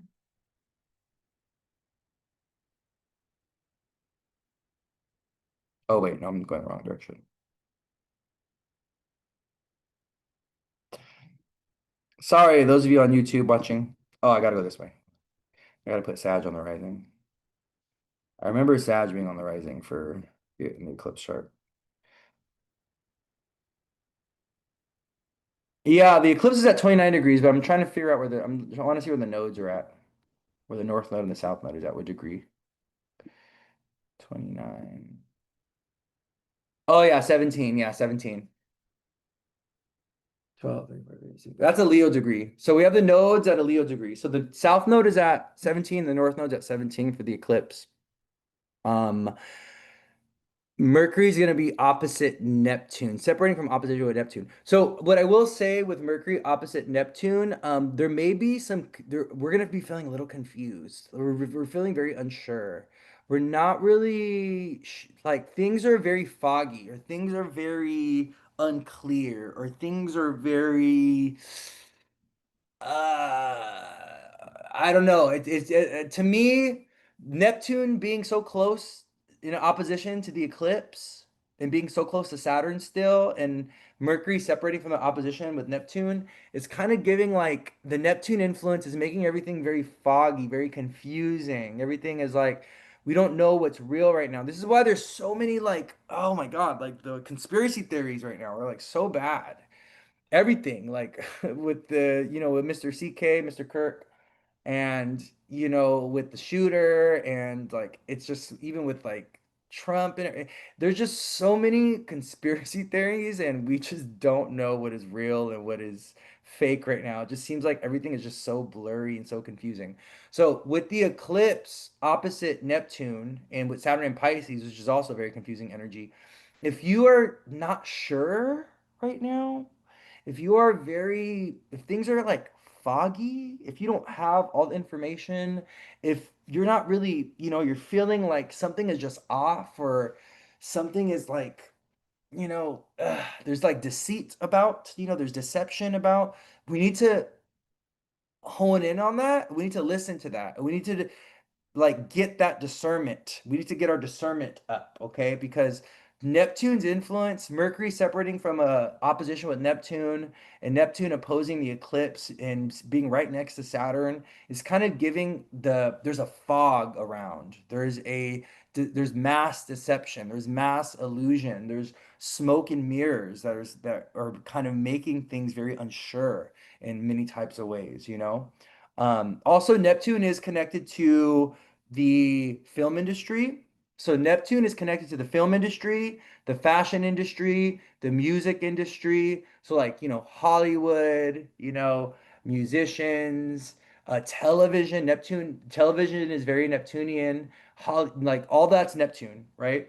Those areas, those things are going to be like prominent, or those things are going to be really like confusing, or there's going to be a lot of like weird, interesting stuff happening around those things. Um, Someone asked how long will this influence be for? So 2 weeks. Whenever we go through a new moon or a full moon or an eclipse, it's always a 2 week cycle. Roughly before our next lunar event. So our next lunar event is going to be a full moon in Aries, actually. So the sun's going to go into Libra. The moon keeps going. It passes Virgo. Sun and moon are actually going to be going into Libra together. But the next lunar event is going to be a full moon in Aries. That's going to be 2 weeks or a month from now, right? That's going to reset the energy. So, oh no, 2 weeks from now, or 2 weeks from Sunday. My bad, confusing. 2 weeks from Sunday is going to be our full moon in Aries that resets the energy. So we're going to be in this like eclipse energy, especially the solar eclipse and Virgo energy for 2 weeks following the eclipse. So 2 weeks following this upcoming Sunday. All right. Um, so a solar eclipse is a new moon though. So it's interesting is like it's interesting because it's a new moon, right? But it's at the last degrees of Virgo and it's opposing Saturn. So even though new moons call us to initiate or open doors or begin things, this is actually an eclipse of endings, you know?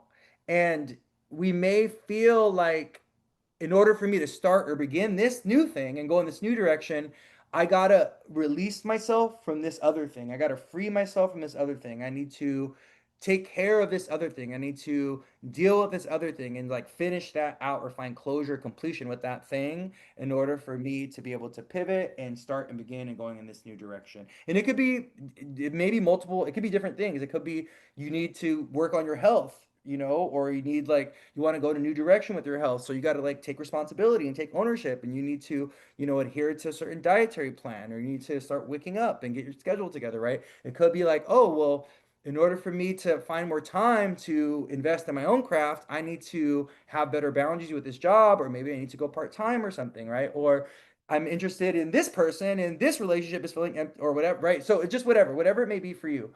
Um, so there's gonna be this energy of like a checkpoint, which is I'm going to keep using that word, a karmic checkpoint with the things that we are engaged with the commitments that we've made and stuff. And even though this is a new moon in Virgo, it's more so about like endings and completion and closure. It's really feeling like that, you know. Also, so the nodes, I want to talk about the nodes being at 17 degrees.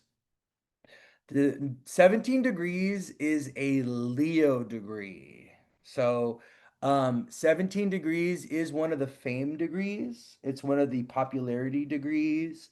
With the nodes at 17, we may see some new popular, famous, well, it could be musicians, it could be politicians, it could be actors. Feels like there's new, or, there's new people coming into the limelight where there's new leadership, there's new music, there's like new people stepping into the limelight with the fact that the nodes are at 17 degrees. And for some people, this may also look like in their own life, if you're getting hit by this in a positive way, you moving up in the world in some type of way. So you getting promoted, you getting recognition, you getting validation, you getting attention, your work finally culminates to something where you get awarded, or there's a beautiful connection that's made that's going to forge your career in some type of way, right? So that's the 17th degree.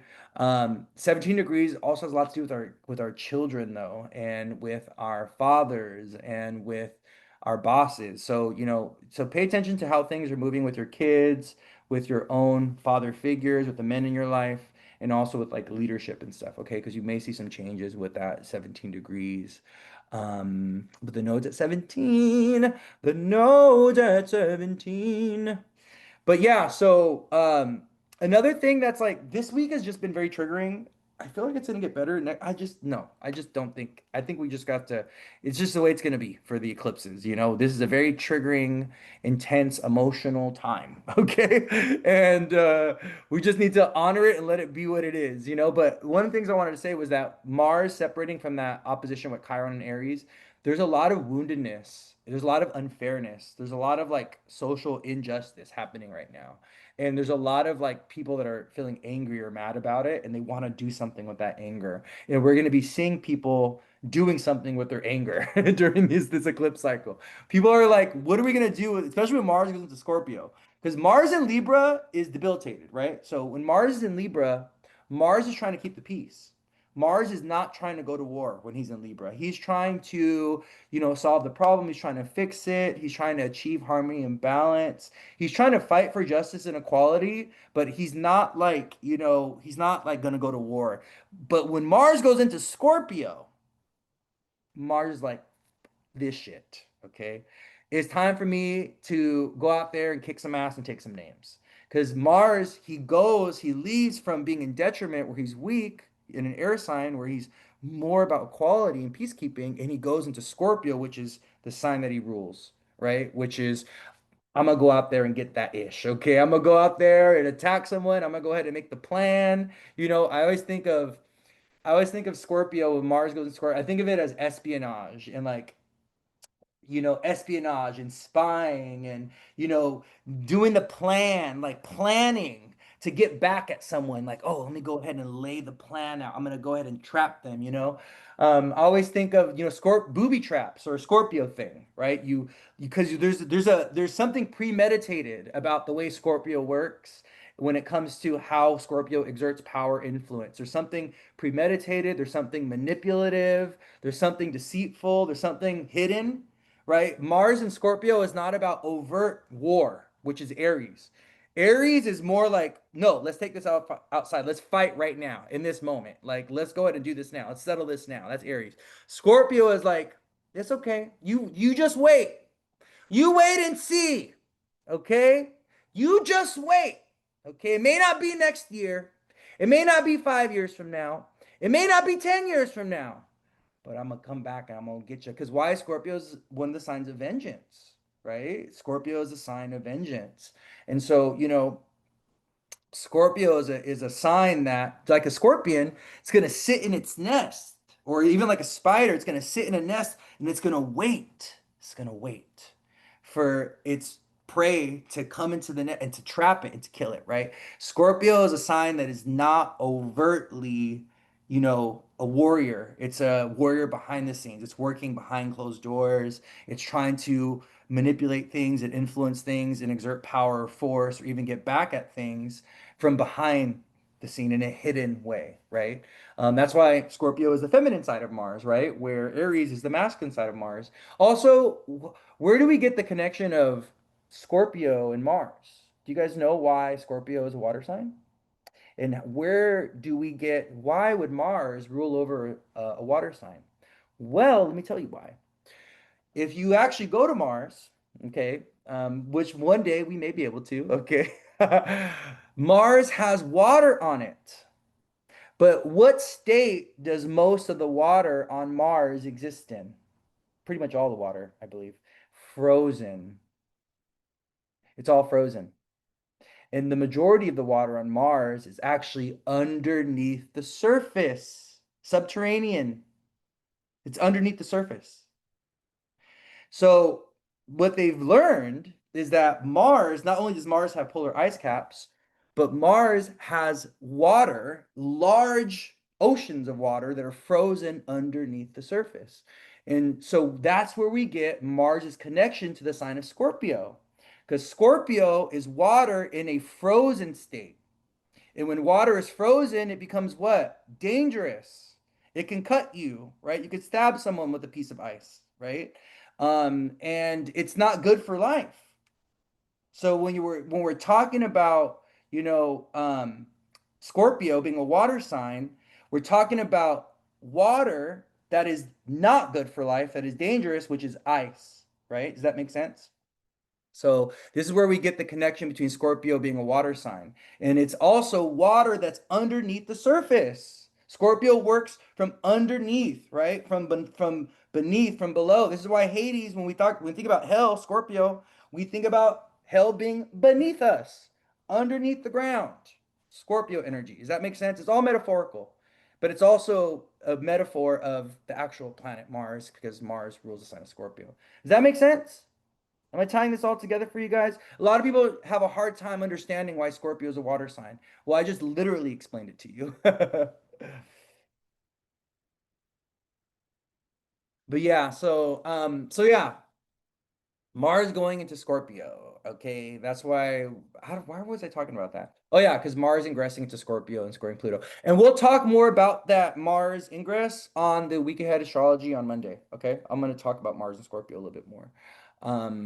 But yeah, so Mars and Libra opposite Chiron and Aries. You just need to be aware of, people being very angry and very emotionally triggered right now, and they want to do something, right? But Mars going to Scorpio for the eclipse during this eclipse cycle. Mars is going to be really active. Mars is going to be energized, and Mars is leaving Libra, and he's going into his sign of his rulership, where he wants to attack somebody, he wants to call some shit out, he wants to do something, he wants to plan something, he wants to get back at somebody. So we just got to be watch out for that, okay? Especially if you're a fixed sign, if you're a Scorpio, Taurus, Aquarius, or a Leo.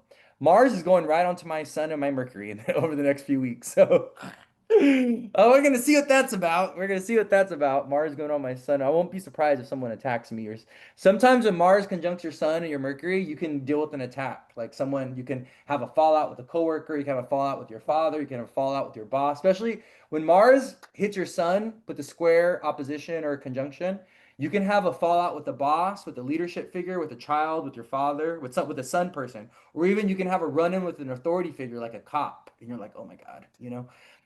But if Mars conjoins your Mercury, then that can be like with the coworker, or that can be a difficult situation with your pet. Your pet gets sick, or something bad happens to your pet or something, right?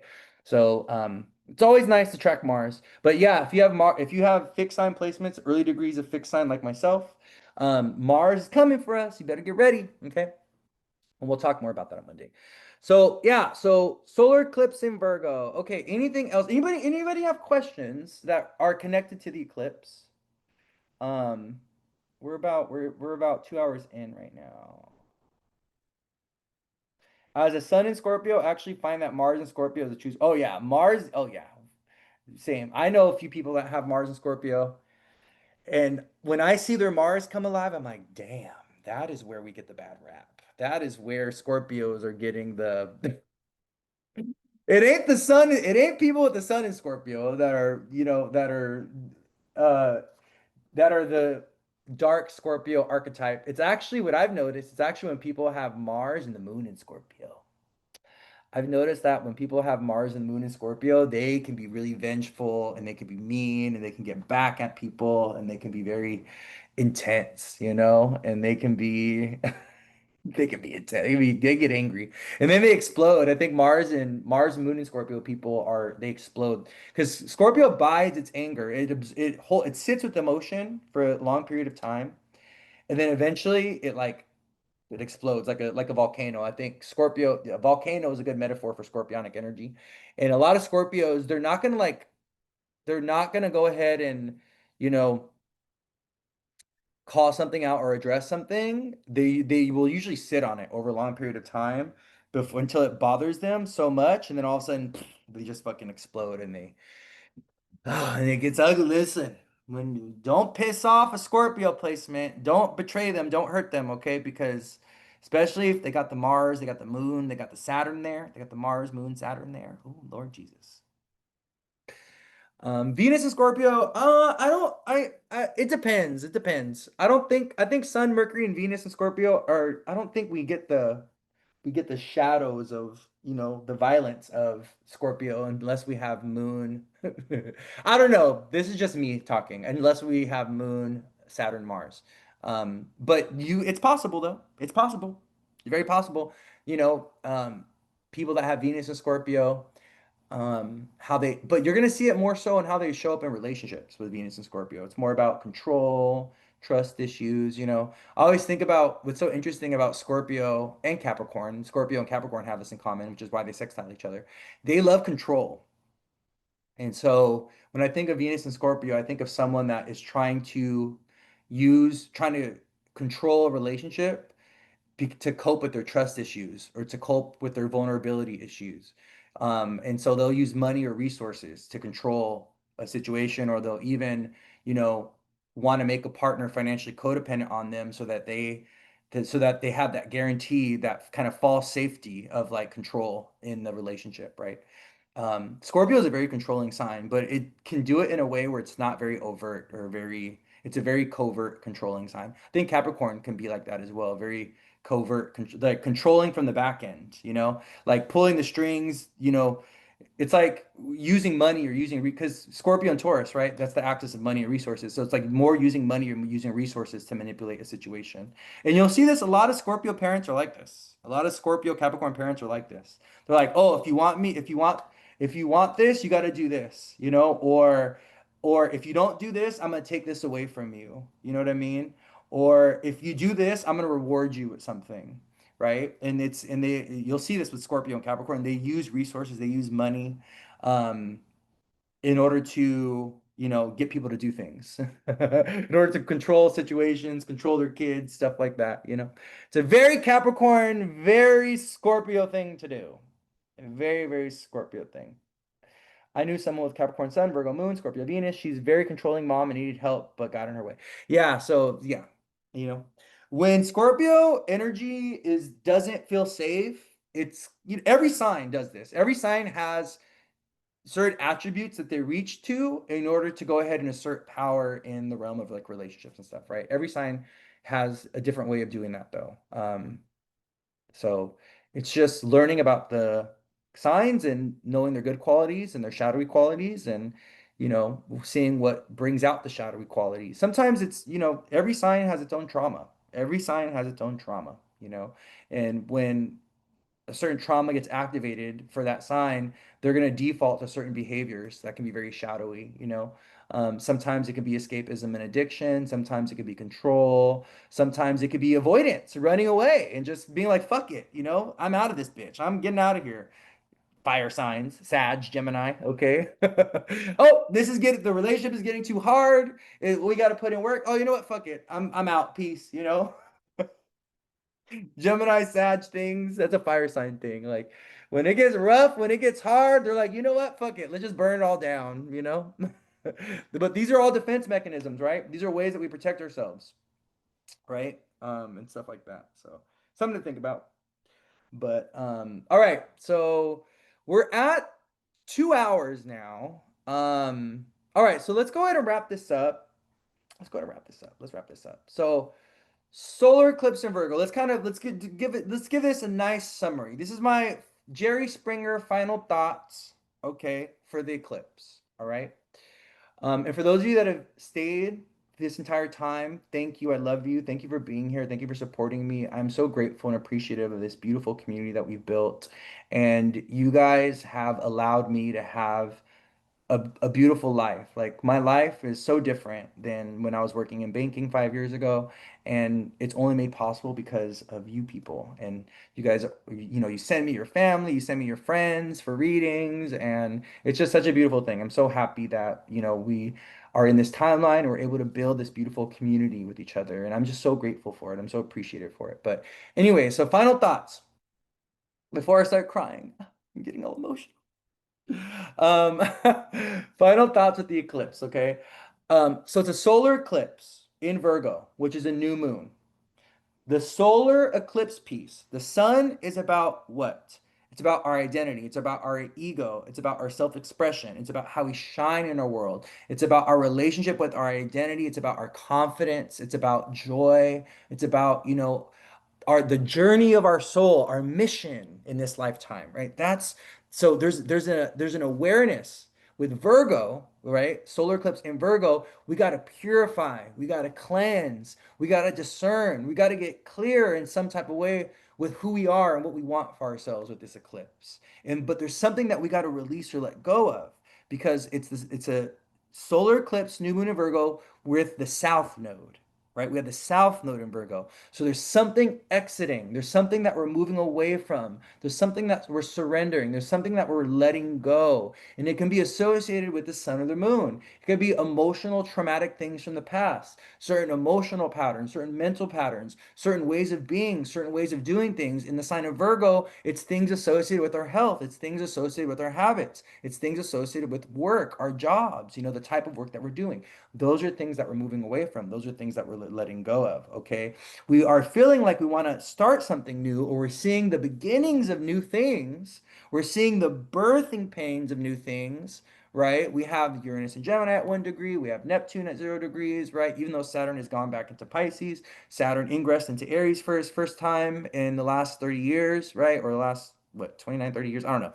Don't quote me on that, okay? But it's been a while since he's been in Aries, okay? Pluto's at 1 degree in Aquarius, right? So we're seeing the beginnings of new things, but we're not quite there yet. We're just seeing the inklings. So this is a time of blueprinting. This is a time of forecasting. This is a time of kind of understanding that we're moving towards something new, but we don't really know what that direction is yet. We don't know what that looks like yet. We can't really see where the end of the road is yet. It's like there's a lot of fog around us, but we're just walking on this path forward, okay? And that's fine. That's beautiful. That's okay. We got to honor that, okay? This solar eclipse in Virgo is opposing Saturn, right? Sun and moon are opposite Saturn within a degree. Saturn's retrograde in Pisces. So there's some kind of karmic completion, there's karmic endings, there's death, right? There's a really prominent funeral happening on the day of the eclipse. Mr. CK is having his funeral on the eclipse, right? So with Saturn, the planet of death, the planet of endings, the planet of karma, the planet of responsibility, the planet of boundaries, the planet of our karmic duty, our karmic work, our obligations, our commitments and stuff, aspecting the solar eclipse in Virgo, right? There's something that we have to call attention to with Saturn's work. Some kind of work that Saturn wants us to do. There's something that we got to release ourselves from. There's something that we got to commit to. There's something that needs to be reinforced. There's something that needs to be closed out and ended. There's something that, yeah, but we got to pay attention. We know that within ourselves, right? There's a habit, there's a behavior that we have to be more balanced with, or that we got to, there's a routine that we got to recommit to. There's something with Saturn that Saturn wants us to take a look at something within our life. Also, releasing ourselves of any kind of perfectionistic ideas, overcoming the fear, releasing OCD patterns, releasing, self-criticism and over like analysis paralysis. That's a very Virgo Gemini thing to do, right? No, we need to move away from the excessive mental energy. We need to be more in our spirit, more in our soul, more in our inner knowing, trusting our intuition, trusting our gut instincts. Virgo is a very intuitive sign. Virgo is so intuitive, right? They have Pisces opposing them. Virgo and Pisces are two of the most psychic, intuitive signs of the zodiac. And many times, it's so interesting because I have a lot of clients that are Virgo, Gemini people because I have Virgo in my seventh house, my Pisces rising. But we are so cerebral, we're so in our mind that we're not even listening to our intuition. We're not allowing our guts to tell us things. We're not listening to the information coming through our gut, coming through our belly, because we're so cerebral. We're so caught up in the head, right? We live in a society that's really cerebral, that's really mental. Well, guess what? During this eclipse, take a step back from what you think, okay, and lean into what you know. Lean into your heart, lean into your gut. Go silent. Pisces rules silence. Saturn is opposite the sun and the moon in Virgo for this eclipse. Go silent. Nothingness. Get quiet so you can hear what spirit, what God, what your intuition, what your heart, what your guts are telling you. Silent the mind, or what is it? Quell the mind. Get silent mentally so that you can hear what spirit, what the divine, what your inner self, what your higher self wants to tell you.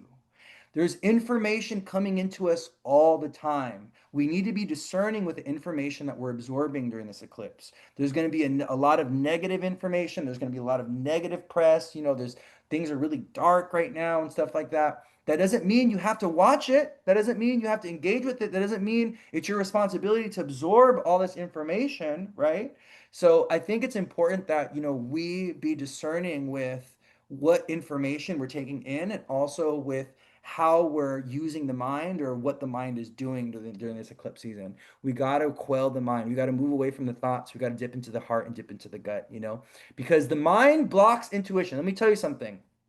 You need the mind, you need your left brain and your right brain to work together in order for you to really maximize your intuitive gifts, right? Virgo is the information. You need, right? You need I think it's your right brain. You need or is it your left brain? I think it's your left brain. You need your left brain to process and analyze and dissect the information that comes in. But you need your right brain, your intuitive brain, to absorb and get the information, to get the intuition. It's like your right brain is your antenna, okay? And then the left brain is like the receiver that processes the information and makes it tangible, makes it real so you could do something with it, right? So many people are only, right? They're only left-brain individuals. And they're so disconnected from their intuition. They're so disconnected from their five senses. They're disconnected from their body. They're disconnected from their guts. They're disconnected from their heart. They're disconnected from their faith. And when those are things that we need to read. Look at as the sun. Look at this. Look at this. Do you see this? Look.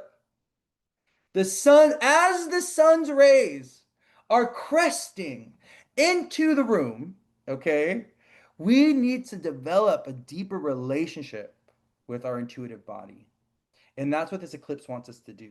It wants us to start moving away from this analysis paralysis and from relying on the mind too much. The mind will lead you astray. The mind is a tricky thing. The mind is deceitful.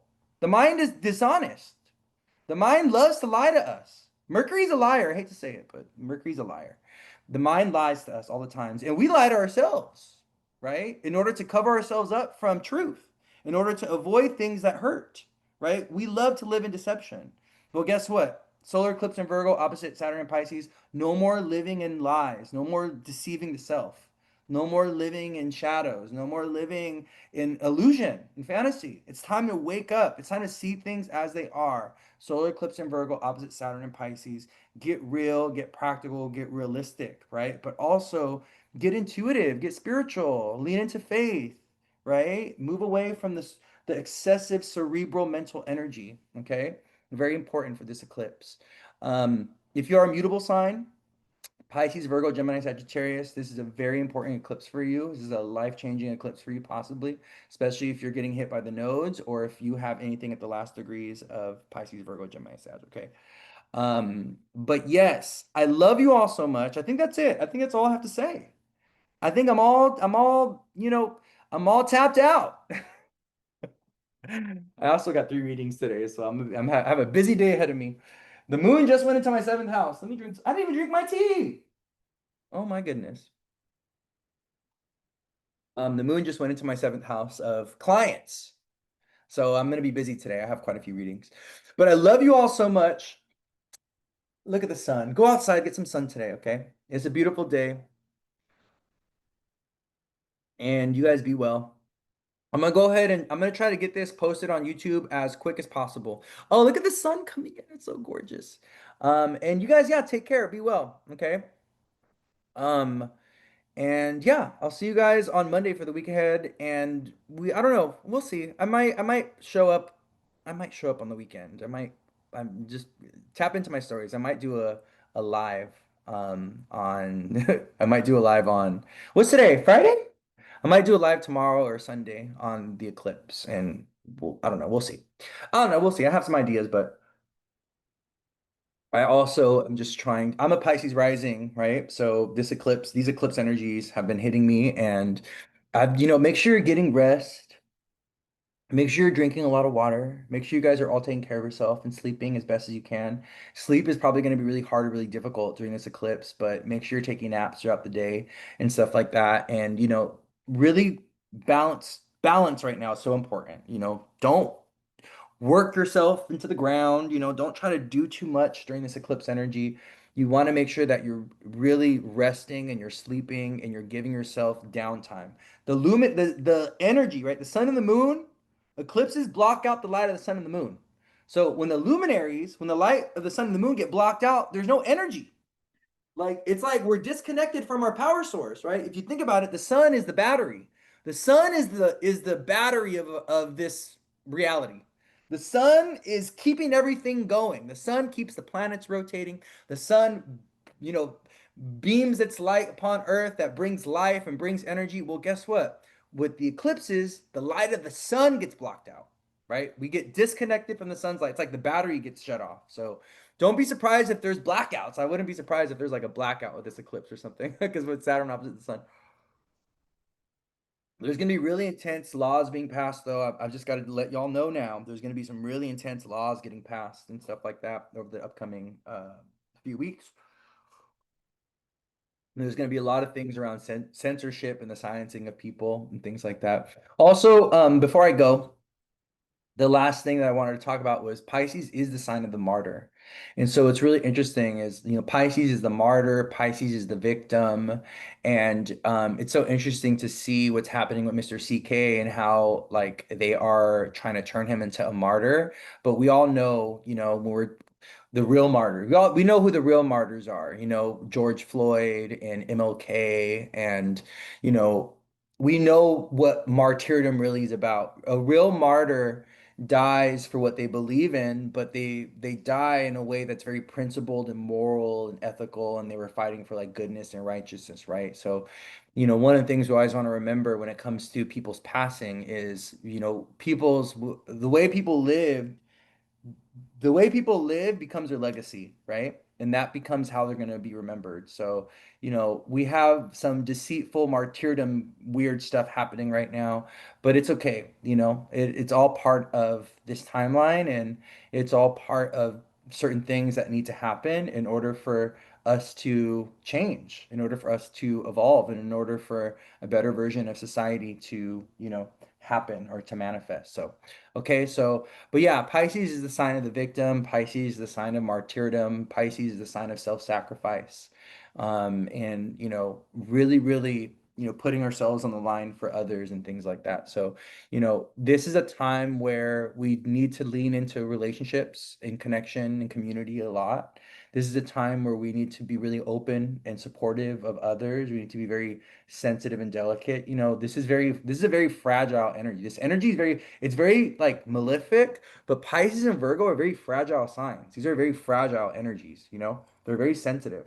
And so, we may be feeling very hypersensitive right now and very delicate, but so we just want to be aware of that. We want to just understand that there are many people that can be feeling very depressed or very sad, especially with the sun and the moon opposite Saturn. That's like depression. That's like sadness. That's like feeling hopeless, with sun, moon opposite Saturn. So we just need to be very aware of this energy, okay? And we need to go hard on being more supportive or being more open or really reaching out to others and even asking for help or asking for support if we need it at this time. Okay, you beautiful people. I love you all so much. Everybody that bought a badge today, I appreciate you guys. Um, you're amazing. I do have availability next week, so if you wanted to book a reading and if you never had a reading with me before, go click on my link tree and my calendar is open. Okay? Like there's too much sun coming in. I'm like the sun needs to relax. But I love you all so much. Have a beautiful, blessed day. Have a safe weekend. Be well. And yeah, if you want to go back and rewatch this on YouTube, it's going to be on YouTube in the next few hours. Okay? I love you guys. Take care. Have a good one. All right. Bye.